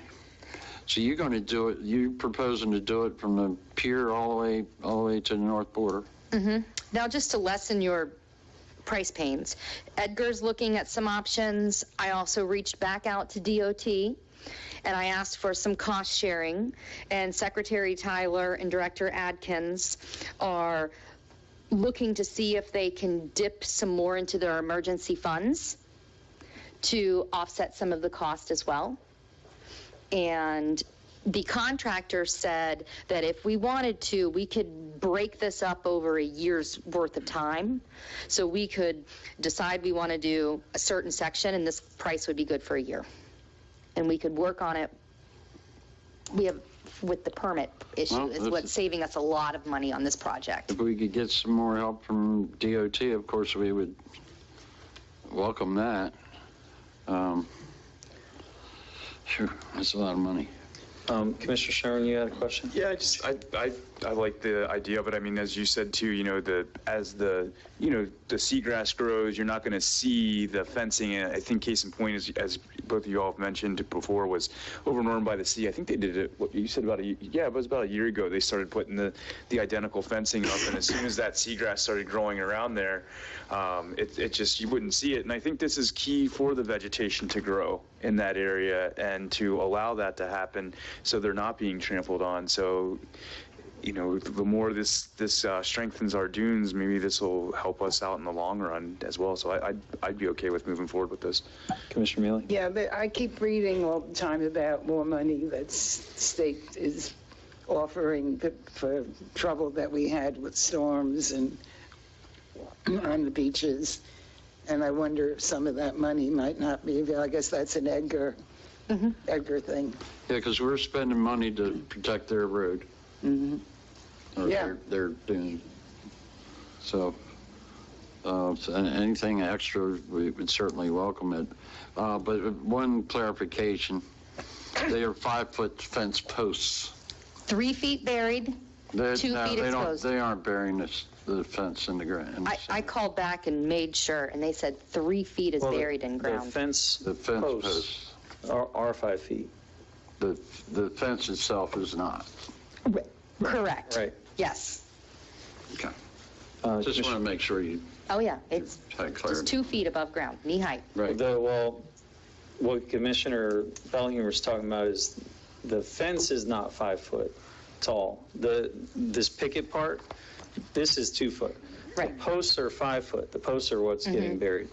Commissioner Spradley, you had a question? Yeah, it was, I'm sure it'll be asked by somebody, and that is that, just to clarify, that all of the property that's involved here is DOT properties, right-of-way property, that we're not going to have easement issues Correct. with anybody. Because it'll be asked. Right. And that's why we've seen in a lot of previous years, DOT just comes in and they just put it up. And they also drop sand, and they also make modifications, and that's their right to do. Right. And so this is just continuation. My 2 cents, since we already had a lot of discussion, is this is an initiative that as long as I've been a commissioner, I've been trying to get and push forward. This should be my item. But, this has been a long discussion. And there's been previous commissioners who have made valiant efforts to put up a physical barrier. There have been prickers and all these certain type of vicious bushes, that initiative that was put. You remember that one? Salt Palmettos? It was talked about at least. Well, there was plantings that got done, all these sharp aloes and all that stuff and everything, and we have done everything under the sun. We've signed ourselves to death with signs that nobody reads, and we've tried everything in the world to get people, and this is if this doesn't work, there's nothing that works. Right, and I'd like to reiterate again, this is under DOT's emergency order, so the city would not be having to pull any additional permits, and there would be no fees included with that. Yeah, that's a game changer too. Well, I think with some of the money that didn't get spent last year, this is a very good thing to turn around and spend it on. I think you have to come. City Manager. Chair, and I would recommend that if the commission decides to approve this project, that you would instruct staff, we could help support the mayor's request to DOT. If we wrote a letter to DOT on behalf of the commission asking for financial support for the project, and that would carry more weight than if just staff wrote it by ourselves. And that, especially if there's been a commitment made by DOT officers to look at additional funding, your weighing in through a letter of request would carry some weight. I know that my 2 cents, so I wouldn't want the financial assistance to be the stop, though. We have a chance to piggyback off this current ongoing project that we've been waiting for a very, very long time. And if we can get the financial assistance, by all means, we should do it. Or Edgar, I know you talked to Edgar quite a bit, and just whatever we can do, but at the same time, to not let it be a hurdle either, would be my only request. That's my thoughts. Any other discussion? Well, I would want there to be as much research as possible. That's a lot of money. That when we make a motion to move forward with this, that there be as much research as possible, whether it be Edgar or the city manager or whoever, that we pursue with that thought, the additional assistance that you talked about. I would want that to be part of the motion. DOT really wants to see this happen, so they are really trying to find funds as well. That's great. So it shouldn't be a problem if that's part of the motion. Any other discussion? I also have I don't know what the scope of the TPO would be, but I can also attack that from maybe an approach from the TPO as well. See, maybe there might be some funding out there. I know they had the request for projects and such that were due at the end of the month. I don't know where we stood with that. Again, it's your first week. I know Karen was working maybe a little bit. I don't know if there any traction happened after everything that happened on the since. But I can also use. We have a TPO meeting before the week of our next meeting at the end of this month, so I can bring that up or speak to the board there and see what there might be some funding out there that we could get to help pay for this as well. Any thoughts? Of course, it can happen is they'd say no, but they could say yes. Never know. And ask first. Open this up public. Does the city manager need direction to draft a?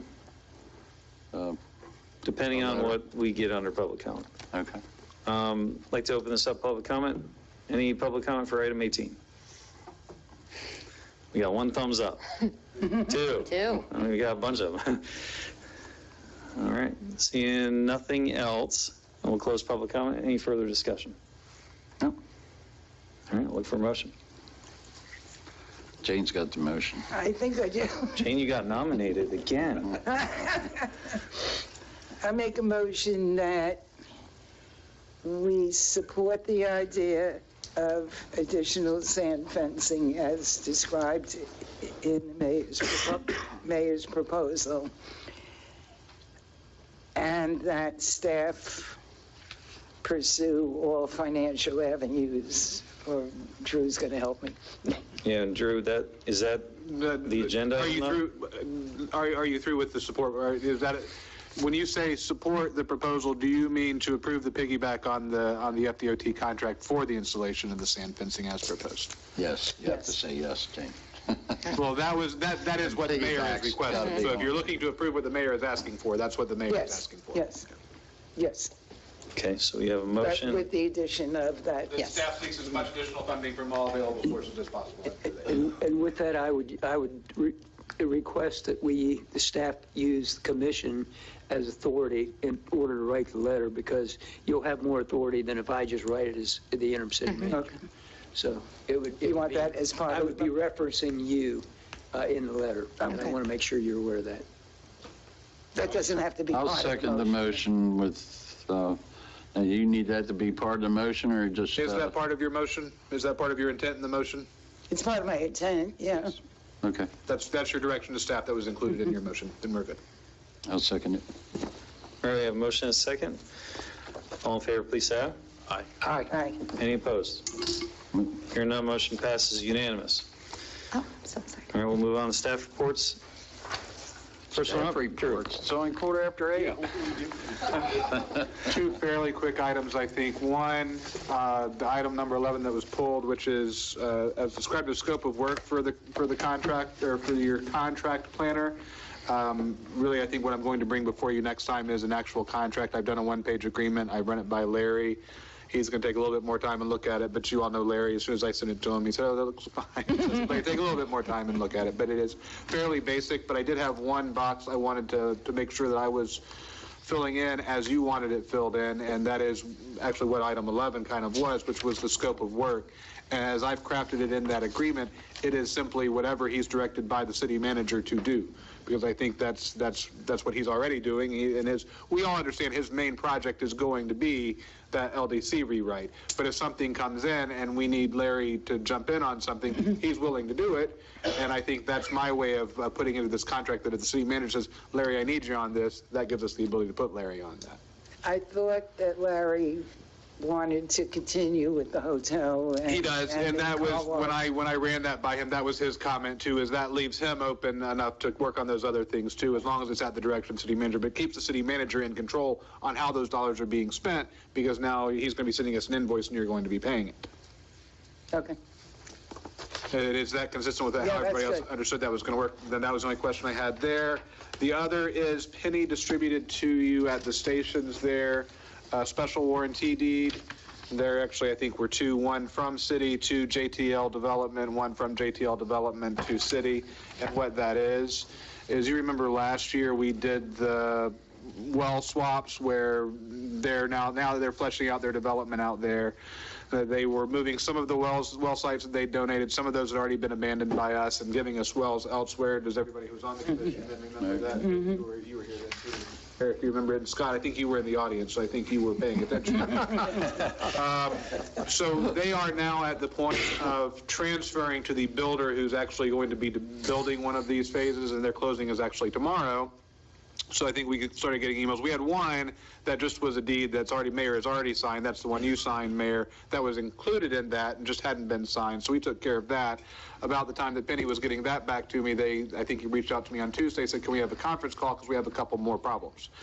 And these were just things that popped up during their title search. And it was well site, when we were doing that agreement, they thought was here.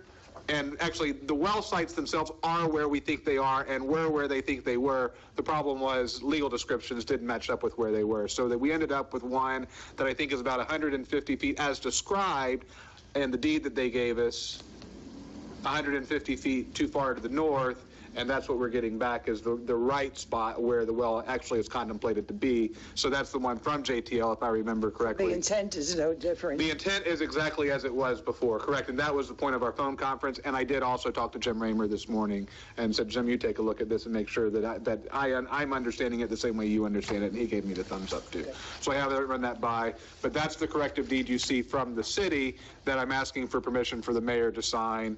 And I had Penny give you what they also gave me, which is the corrective deed of them to us, of giving us that correct well site. But that's really all that it is. It's just, closing things out and making sure that things match up where the land actually lies. And just the reason why it's on expedited time frame is because of that closing, and so I found out about it on Tuesday. Questions for Drew?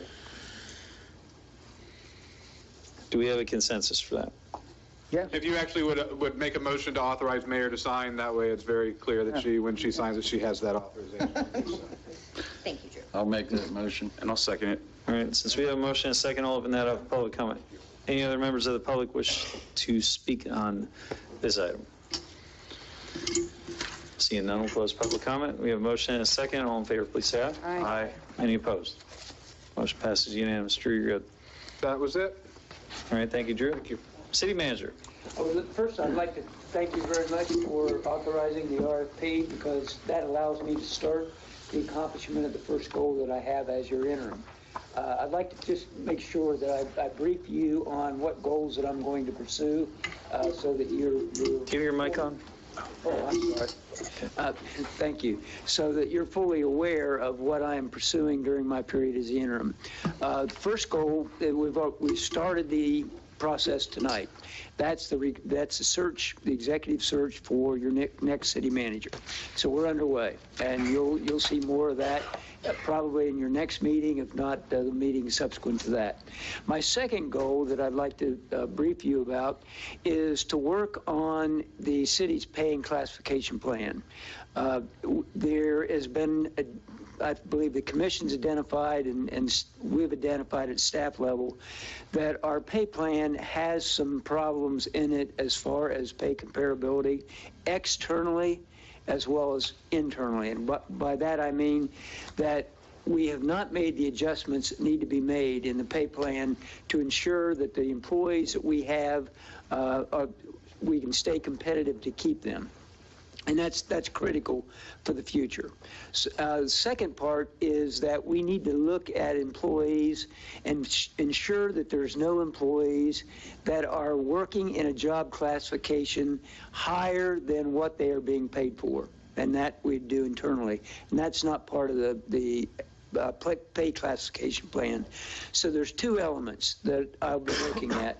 One will be the pay classification plan that shows whether we have external comparability with our market area.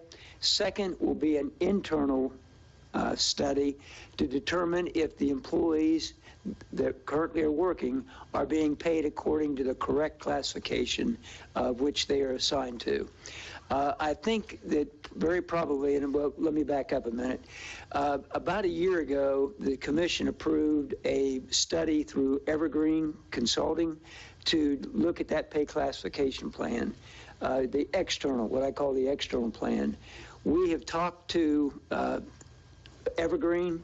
We've made some suggestions to Evergreen to improve the report that they're going to make, and they have told us that within the next several weeks, they will have the plan reviewed, corrected, and sent back.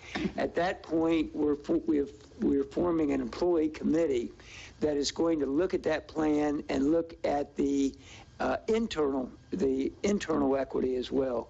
And then we'll be making recommendations back to the commission about any adjustments that need to be made to ensure that we have pay equity externally as well as internally for employees. So that's the second goal, and let me stop there just to ensure that the commission doesn't have any questions on what I'm doing, because I want to make sure that you're aboard with the actions that I'm taking, and I'm not moving outside the scope of what you think I should be doing as the interim. Okay, Commissioner Valhumer. Yeah, I just think we need to move forward on the debacle that got created with these pay raises, and it's not good for morale. And how long do you think it would take that we can fix this? I would say, you know, and unfortunately, what I'm doing is reacting what I think, not what I know. Okay. So take what I'm about to tell you with a grain of salt. Okay. I'd say 2 to 3 months before we can come back to you. I want to be back to you no later than 3 months, because if we have to make any further adjustments, I want this done during my period. So that's my goal. And if there's any additional funds needed, we need to try and do this before we get too deep into next year's budget as well, correct? So that we can include it. Yeah, or make a decision to appropriate out of other funds, such as your reserves. Right. So, my goal is I'd like to have this back to you in 3 months, if not before. But there's two parts to that, right? Yes, there's two parts. You're gonna fix the problem, and then you got to carry it forward. Yes. So. And the internal equity, I think I can bring back to you much quicker than 3 months. Okay. But that's a small portion. All right. The big portion is a pay classification plan. That's the one that's more difficult. Any other questions before I go? I guess, I'm not sure if I might not be on the same thought process. I'm trying to get my mind around it. So, commission, there was a request put in for pay adjustments back when we budgeted last year. It was for a certain dollar amount. It was too high. This body wasn't comfortable with it. And then we approved, I believe it was a lot of it. It was about 60% or more. I don't know the exact number, but we approved a percentage of that, and it was going to be a stepped approach of that total lump sum of the original request. And the intent was to approve a good chunk of it in year one and then take a look at it at next year's budget. And so I guess the question I have is, at 2 to 3 months, that's putting it around the time where we're going to be discussing next year's budget. Is that what you're talking about, or are you talking about adding additional money off cycle on top of what we approved? I don't know. Okay. I really don't. It could be both. And until I know exactly what I've got in the classification plan, I just don't know. I do know that if we have internal equity issues, meaning if we've got employees that are at a lower classification or being classified at a lower level than what they're working at, that will be immediate. That would be an immediate adjustment, but that probably is not the big financial issue. The bigger financial issue is what you do on the entire pay classification plan, which affects everybody. And I just can't really give you a good answer till I know what I've got. So I'm sorry to not give you a direct answer, but I just don't feel I can. Okay, so we'll just stay tuned then. Yeah, stay tuned. Okay. And we can make, even if I make a recommendation on one thing, it doesn't mean, you have to follow it. We could do some other adjustment, but it's just impossible for me to give you a good answer on that when I don't know what I'm dealing with yet. You've been here 3 days already. You don't know yet? All right, good info. Any other further discussion on that? Yeah. Okay, did we answer your question of continuing? Well, if you don't have an objection to it, I'm driving on, and that I'm moving on. Yeah, we have to. We got to get the morale up in this town. I'm okay with you furthering what it is you need to do, but without all that information, I know I can't really answer it. Yeah, you're. I'm sorry to say this, but you're in a worse position than I am, because we don't have a classification plan, so you can't appropriate something you don't have any problem with. I mean, or any data on, Mm-hmm. and I can't give you a recommendation till I know more about what I'm really talking about. So I just don't. Just for clarification, you're just kind of looking for a consensus to continue moving forward with gathering this data to get to us? Yes. Does that sound right? That working on the pay classification plan is a goal which you believe I should pursue. Do we have consensus? Yes. Absolutely. We have consensus. Absolutely. And the last thing, of course, would be the budget. That would be the third goal that I would have. And of course, you always have issues that you have to deal with as the interim city manager that are outside of those. But my focus will be on those three areas to ensure that I have, you have the policy ability to make decisions on each of those three areas. So I wanted to make sure that what I'm doing is in compliance with the policy direction you want me to take. So I think the answer is yes. Any discussion on that? Y'all good with that? Yeah. Okay. Last, I'd just like to remind the commission that from March 20th to April 3rd, I will not be in the office. I'll be available by phone and by, I call it Zoom. It's called something else, Teams, I guess, is what it's called. But I will be available if there's an issue. But during that period of time, Rick will be acting as acting city manager, so he'll be back. But I want to make sure you are aware that I won't be here during that 2-week period. Drew, is there any action that needs taken for that? Okay. You have, normally when you have somebody sitting in this chair, it is the city manager or interim city managers, it's his authority to delegate that acting role. Yeah. Okay, thank you very much. Thank you, and welcome again. Okay, it's good. It's very good to be here. Welcome to the fire. And I've got to tell you, Chair, that I love that dog.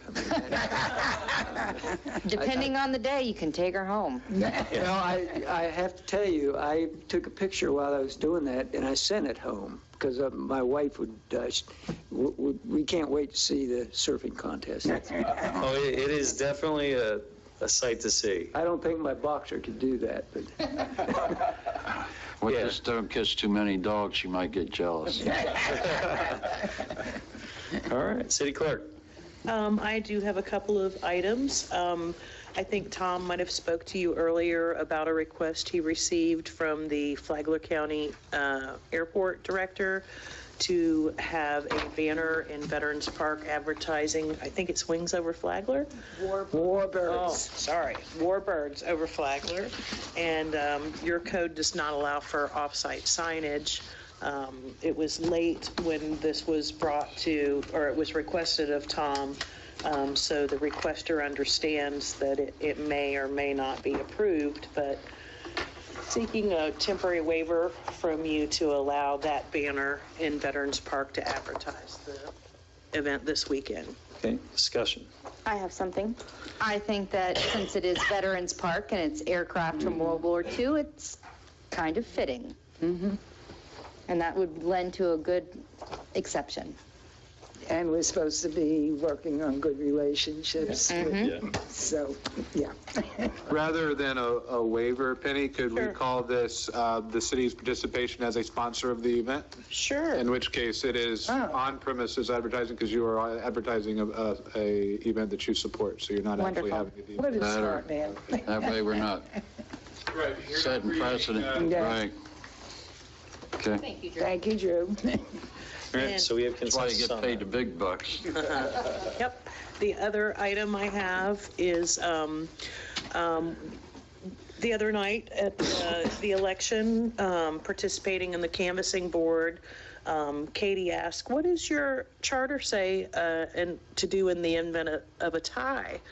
And I was like, off the top of my head, I don't know.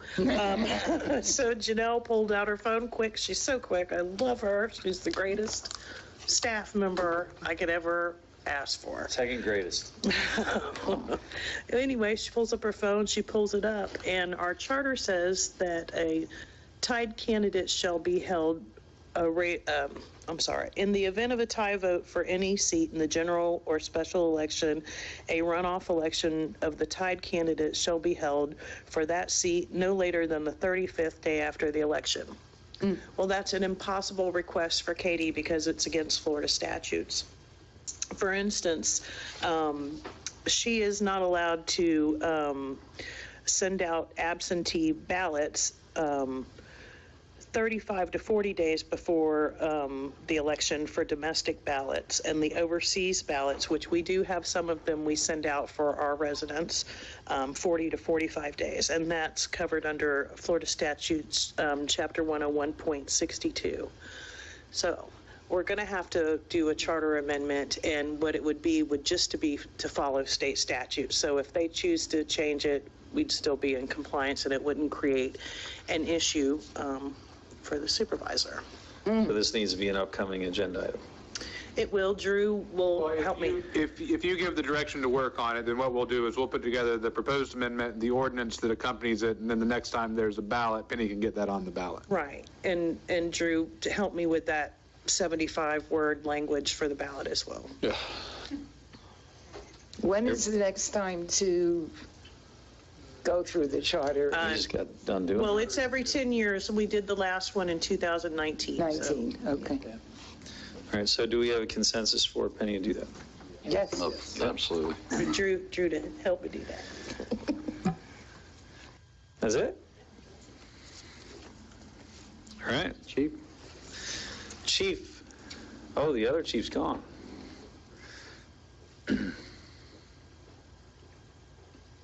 No shorts today. No shorts today, pants. It's 3 times this year, so. And Mary Lauk had long pants on too. This is very scary. Bizarre world.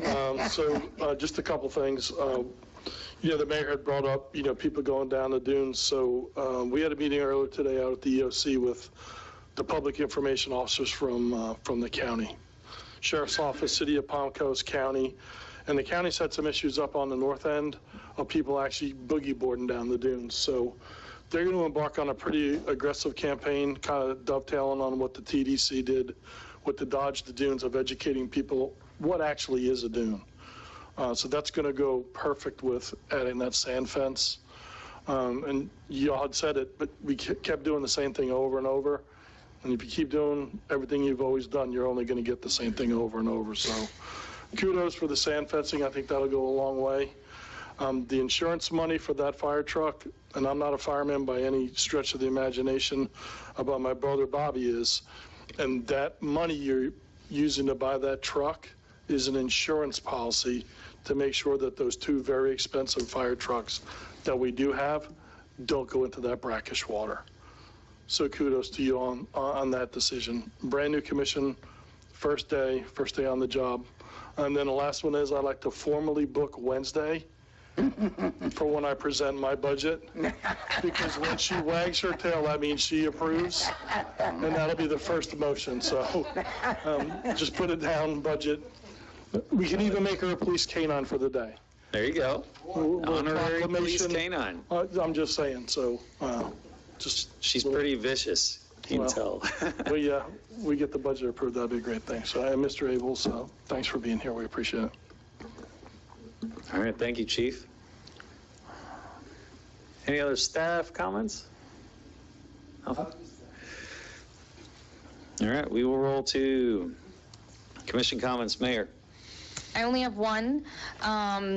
It was brought to my attention, someone reached out to me that with the lack of the pier, fishing on the pier, the beach was packed, lots of families up by the pier. Fishermen came down, set up 5 poles, started casting over kids. And the mom was like, I was here first. So if we could just have some direction possibly to city staff to make some signage and post. We have discussed it previously in the past about there was going to be no fishing where the guarded beach was. And I think it's a little confusing if we don't have guards up, but that's where we still have majority of all of our tourists going, is in that boardwalk to boardwalk area, that we could give some direction of no fishing there. So your chief's been talking to me about this, Chief Downey's been talking to me about this, and we've got, there's a RICO and state laws, there's a state law that's kind of a gray area for us and what we're trying to accomplish, but it prohibits us from regulating saltwater fishing. So I have a little bit of concern with no fishing signs, and my suggestion that I've pitched, and I'll see what the commission thinks of it, is what if we create a safe swimming zone, and then we can encourage those fishermen, look, this is a safe swimming zone, would you mind fishing somewhere else where there's not people out there swimming?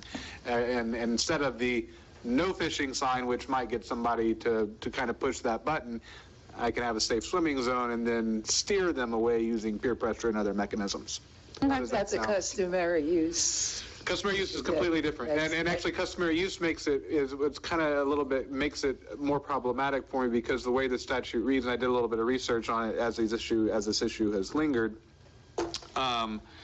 if it's like on our pier, we're able to say no fishing in this area because it's our property. And so we're able, the AG opinions on this topic, if it's our property, if we own it, like if we own a section of dune, we can say no fishing from here because it's our property. We're just exercising our right as the property owner. With the customary use, what we rely on for customary use is this is a public access area, so it actually tends, that's what, it's the customary use that actually pushes me more towards that, I'm afraid I might run afoul of this no regulation of saltwater fishing. That's where I was going. Yeah. If it's always been that you could fish wherever you wanted on the shore, does that fall under? It doesn't. That doesn't cut one way or the other. It's just as you can understand, although this is old legislation, but it's just very broadly worded. It's no regulation of saltwater fishing, and so then you get into those debates and arguments over, okay, are we regulating saltwater fishing? I would argue no, but I can also understand somebody who argues yes, because you're regulating it by telling me where I can and can't do it. So that's why I had the idea of let's create safe swimming zones and use peer pressure. You put a sign out there, put some kind of marking out there, and mom can say, hey, look, this is a safe swimming zone. Would you mind fishing over there? So that was kind of the idea I had about it. One question. Can you have a safe swimming area if it is unguarded during the wintertime? Sure. Okay. It's just an always designated, I didn't know if there was any I'm just looking for a way of creating markings for people to use to say, would you mind fishing over there? Or for a fisherman to use, say, you know what? This looks like it's designated for swimmers. Maybe I should fish over here without even having to have the interaction. Got it. Good idea. Any other discussion on that? Do we have a consensus? Mm-hmm. Yes. Safe fishing area it is, or safe swimming area. Yeesh. Boy, that wouldn't go well. All right, what else you got, Mayor? That's it. Commissioner Sherman. All right, mine will be pretty quick too. So I guess was wondering, when are we looking to start our strategic planning? I know we're probably getting ready to inch up closer onto that. I know we had a date and then something fell through, so just trying to get an idea as to when we think that might happen. Commissioner Sherman, what I would ask is I've talked about that, and I'm not sure how to approach the strategic planning this year. Okay. My reason for it is that as an interim, I think we want to transition the new person into working with you for any revisions to the strategic plan. And so I'm thinking right now, and it's still kind of going around in my head, that probably what we want to do is maintain what you have with just minor adjustments for this coming budget year, and then transition the new manager into that. That is my initial recommendation. Okay. But I'd give it back to you to see if how you respond. Let's address that question. Yeah. So the question on the table is, do we want to hold the strategic plan as is for the current year and just wait until next year when the new city manager starts? How do y'all feel about that? I think that would be okay. I think, we've talked about the PAL doctrine earlier. I think we stick to your main objectives, and I think I'm good with that, if everybody else is okay with that. Any other thoughts? And there's still enough there to build a framework of a budget around that shouldn't be an issue, I think. So do we have a consensus? Yeah, push the reset button. Right. You're good with that? I'm good. Now, what I may do is bring it back to you just so you can review it, make sure there's no exceptions, but no formal process. Okay. That's fine by me. And then the last point would be, I think we kind of touched on it, and I think Dr. Abels kind of really summarized it all for us. I think at our next meeting in March, if we have it, or if in April, I really would like us to take a deeper dive in the bait shop. I think it's something that we all know. Oh, you're going to do that when we have the time. No, well, I figure we need to look at the numbers again and the financials. Well, and I think it would be advisable to let the city manager have first shot at that. Absolutely, yeah, that's what my thoughts would be as well. So are you asking for an agenda item in the next couple of meetings after the city manager has the opportunity to get his head around the issue? And then allow us to, look and see what we're seeing in the sales and see if it's, what's the cost benefit, and if it's something we need to consider shutting down or keeping open, just kind of get an idea of where we're at with that. So would it be a fair direction be to city manager, for city manager to place this on an agenda when he's ready to present to you and discuss? Yes, that's right. Okay. You comfortable with that, City Manager? Yes, I am. I'll bring it up with staff, and we'll kind of come up with a game plan for how we can put it together, a study, and present it to you. So I'm comfortable with that. He's going to bring it back in at 6 months and 1 week. And that's all I have, Mr. Chairman. All right, thank you. Commissioner Bellinger. I'll keep it short. I just want to thank everybody that came out and voted. Had a good turnout this year. And the thing that makes it even better, I talked to Katie. I did that on merit, so I'm very happy with that. Katie came by, Supervisor of Elections, and I asked her how many mail-in ballots had gone in, whereas last year it was 800 and some. This year it was only 500 and some. So that means that even though we had, and we ended up with 100 more voters than we did last year. So that means 400 more people came through those doors to vote.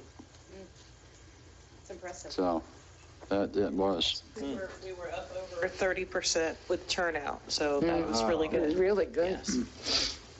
I told Mine- Katie, I said, that's Peggy Ray numbers. Yeah. So That's thank going back everybody some. for, making the process work. I mean, it's what we, all of us that were up here can hope for. So that's all I got. The only thing I complained about was that it was such a beautiful day, as opposed to any time I've run, it's always 90-mile-an-hour winds and 25 degrees and raining. So Right, I don't know what Commissioner Bowden. influence you two had. I'm done. All right, Commissioner Mealy. Oh, that's your list? Go ahead. Yeah. We have been meeting the Flagler Beach Celebrates. It's now called the Centennial Meeting.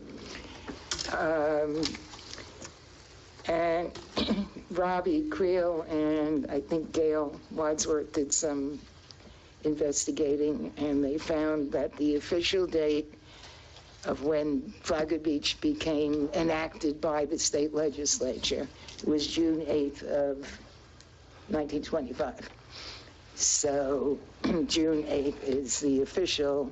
They've been talking about April 18th, which is, I think, the date that shows on the first commission meeting in the museum.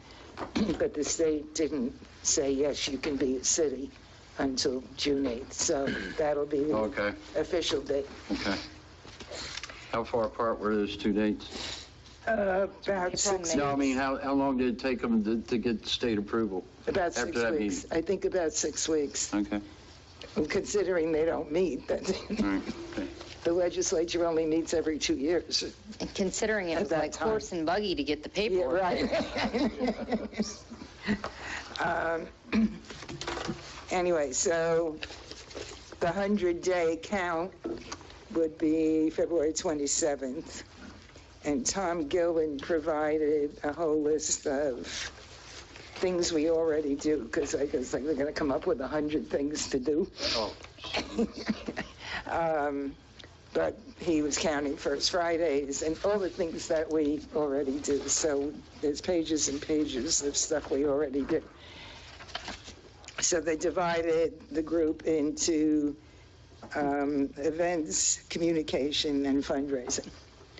And so people are going to keep meeting every couple weeks or every month or so and come up with events. Legislative session started Tuesday. They're being crazy. I know, Drew, you're keeping track of some of them, yeah.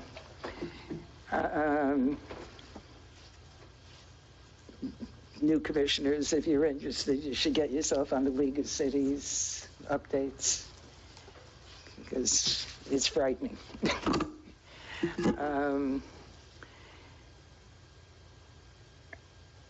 I was surprised. I asked Rhonda to figure out how much that decrease of the homestead from 3% to 2% cap. It's only $25,000 a year. We only have 47% of our residents are homesteaded. I knew we had a lot of visitors, but I didn't know it was that bad. So it will affect us if they do it, but not as badly. I was kind of disappointed. I wanted it to be a big number so we could yell and scream about it, but. For some places it is. Oh, yeah, I would imagine, even Palm Coast, I would think it would be a huge thing. So thank you to Rhonda for doing that work for me. Time to start thinking about Memorial Day, so we're going to do a usual 1 o'clock on that day, yes? Everybody's good with that? Sure. Okay, because the county, Palm Coast does it at 8, the county does it at 10, so we'll do it at 1, okay? So I'll contact David Lyden to come up with a speaker for us. July 4th, there's going to be this county-wide thing at the county, at the airport. So are we still going to pursue having Rotary do the parade at 10 o'clock? They're already agreed to do that, I think. I thought about that's that. what we agreed on. Yeah, we did. Is everybody okay with that? Yeah. Yeah, and that Vern would have some activities, or Tom would have some activities in the park in the afternoon. Then everybody could go home for dinner and run off for the fireworks. Okay, so just for clarity for the public and everybody, so we have a consensus on the parade at 10 o'clock, correct? Is that what you said? And then activities in the CRA? Yeah, like from 12 to 5. emceed by Vern and anybody else he brings in? Yeah, and Tom would create some games. Okay, so we're good with that? Yeah, let me just, if I could just add, I mean, all of that is consistent with what the recommendation was from the 4th of July committee, which was just one 4th of July ago. So you're only off by a year. So it's, it wasn't intended that it would change every year. So, especially things like the start of the parade, there's a lot of reasons for it to be when it is. So that all makes sense to continue it on. That seems so long ago. It does. I'll say. Okay, and I think it was last meeting, Penny recommended that the money that we had budgeted for the fireworks and now are not going to be using for fireworks, I think that was the money you were talking about, that we give it to the Rotary. A portion of it to the Rotary Club and a portion of it to Vern to get better entertainment, but we would need to retain some for the extra people that will still come to the beach. So there's still services we need to provide and still extra police and fire services that we'll need for that day, at weekend probably. I had a recommendation that some of that money, and I think, Eric, you may have said this last time, be given to REACT, because we always do have them here, and we don't ever give them anything. They don't get anything. And So they we could definitely divide use it. the money there too, and the COPs that help out. And these donations would be under the city manager's threshold that he's allowed to spend. So also if you let staff, the two chiefs give their input on what they feel is needed to support the event for as far as safety wise, and then that leftover money could be divvied up between those three entities. What's Okay, the fourth? so- The county, I've got to give them some too. Yeah, So that is a question. Do we have any discussion, or is there a consensus on that? I agree with that. Staff recommendations to make sure we have plenty of money for the activities, and then they will give recommendations also for donations. Right. So Under the city manager threshold. I think in total, and I don't know what police or fire currently have in their budget for those events, but I had 25 for the fireworks, and I had another 7,000 for the coach buses where we would ship people back and forth from the mainland to the island in porta potties, so. So that money, Won't be any then, buses, but we'll go have I'll porta still need potties. porta potties, yes. All right, any discussion on that? good with it? Yeah. Do we have consensus? I think it's. Okay, so you're good there. Do it. Good. Sure.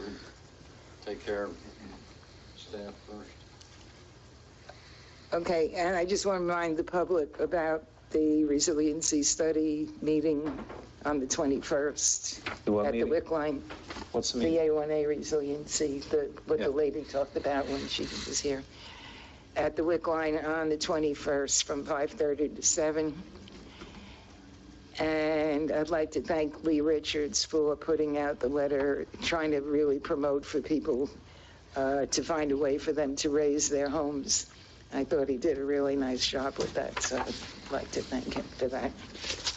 And that wasn't so bad. That wasn't that bad. That was a lot of writing for just that. All right, Mr. I'll write Spratley. smaller next time. Commissioner Spratley. Thank you. Update on the dune holdout situation in my capacity as special legal counsel to Flagler County. We're wrapping that up. You know, there's some things that have to be done and getting some approvals in the bankruptcy court for what we're doing. I don't see any impediment to that being completed, but just wanted to give you an update on that. I have a point I wanted to make. All the new signs on the dunes, which the message is don't get on the dunes. I don't know who prints those, who's in charge of that, but the next round of printing, it would really be nice if the do not tread on the dunes is something other than in dark type on a dark background. I can't even see it. I see the cursive writing above it. It looks like it's sort of fancy. I think that's our tourism group. I'd have to see the specific sign. There's so many different signs out there. This one is, it's on the south side of town, and it almost looks like a grand opening sign, the cursive writing on the top, that I can't even read it. Chief, are you familiar with which sign he's referring to? Dodge the Dunes, that's right. Is it Dodge the Dunes? It is That's Dodge the tourism. Dunes. Yeah. And I just wish it were just more direct. It looks very artsy, but I'm not sure what the intention Yeah, Dodge the Dunes is trademarked. It's through the TDC. The police department did the ones that are blue and green, and then the white letters say, please keep off the dunes. I know part of the problem is I'm colorblind, so maybe it's not as bad for anybody on the planet than me. But I can't really see the stay off the dunes until I get really close. Well, the other thing that's coming is the pilot program with DOT, where the new signage will say, no parking, standing, or stopping. Oh, yeah. I think that'll help as well. Yeah. And the 3 areas that DOT's agreed to do, that is down on the south end around 27th to 28th Street. Right. On South Ocean Shore around 19th Street, and then again up on the north end. So those would be like 3 pilot areas to see if those signs help. And again, with the, the sand fencing, I think that's going to help a lot. And, yeah. Education goes, a long way, and, sometimes enforcement and, going out there. And I know officers wrote tickets last week for parking on the dunes. So I think when you put all those things together, it's a recipe for success. I agree. But we'll take it to heart if, we need to put in different signs, and I don't know. Commissioner Spratley, I'd maybe probably make them recommend you reach out monochromatic to for those the that tourism don't see the color. director. I think And the have her one send them. these talk about is the original. That some of those have been replaced and are out there. But I know what you're talking Yeah, all about. right. The script writing is very, very thin. Just a couple other things. First of all, I too welcome Mr. Abels. I've enjoyed getting to know you so far, and it's going to be a pleasure working with you. So welcome to Flagler Beach. And then as to the election, following up on what Commissioner Bellhumer said, yes, the turnout was great, for an election that time of year. And then for me personally, the whole campaign process was really a refreshing thing to go through. The last time I ran for office was in 6th grade for second vice president at Shelby High School in Shelby, North Carolina, and I lost in a landslide. So it's taking me that long to get the fear factor out of the way. Traumatized. Yeah. But it was a lot of fun, and it was a lot of fun getting out into the neighborhoods and meeting people and learning a little bit more. I mean, I know everything about the people I know. I don't know anything about the people I don't know. So it was a lot of fun to do that. And I also want to encourage two people particularly, Mr. Cunningham and Mr. O'Connor, who's not here, to continue your efforts in being active in the community, because it was noticed by a lot of people who didn't know you until now. And I think there's a recipe for just further leadership opportunities for both you guys. So I hope you capitalize on that. That's it. All right, thank you. I don't have much. I wanted to congratulate and welcome Commissioners Bellhumer and Commissioner Spradley. I also wanted to, yet again, welcome our city manager. We're going to have the warm and fuzzy for at least another week. And I also wanted to thank yet again, they're probably not listening, but Commissioners Phillips and Commissioners Bryan for everything they've done inside this room and everything they've done outside of this room too, because both of them have been involved in both areas. And then to the other candidates that also ran, Mr. Cunningham, very classy campaign, and also Mr. O'Connor. It's really nice not having those headlines here. It's great. We can just enjoy the theatrics somewhere else. And that's all I have. And that takes care of our comments. We'll go to our last round of public comments. Any members of the public wish to come up and speak? All right, seeing none, we'll close public comment. Now we'll look for motion for adjournment. I'll make a motion to adjourn. Second. Motion second, we are adjourned. Thank you.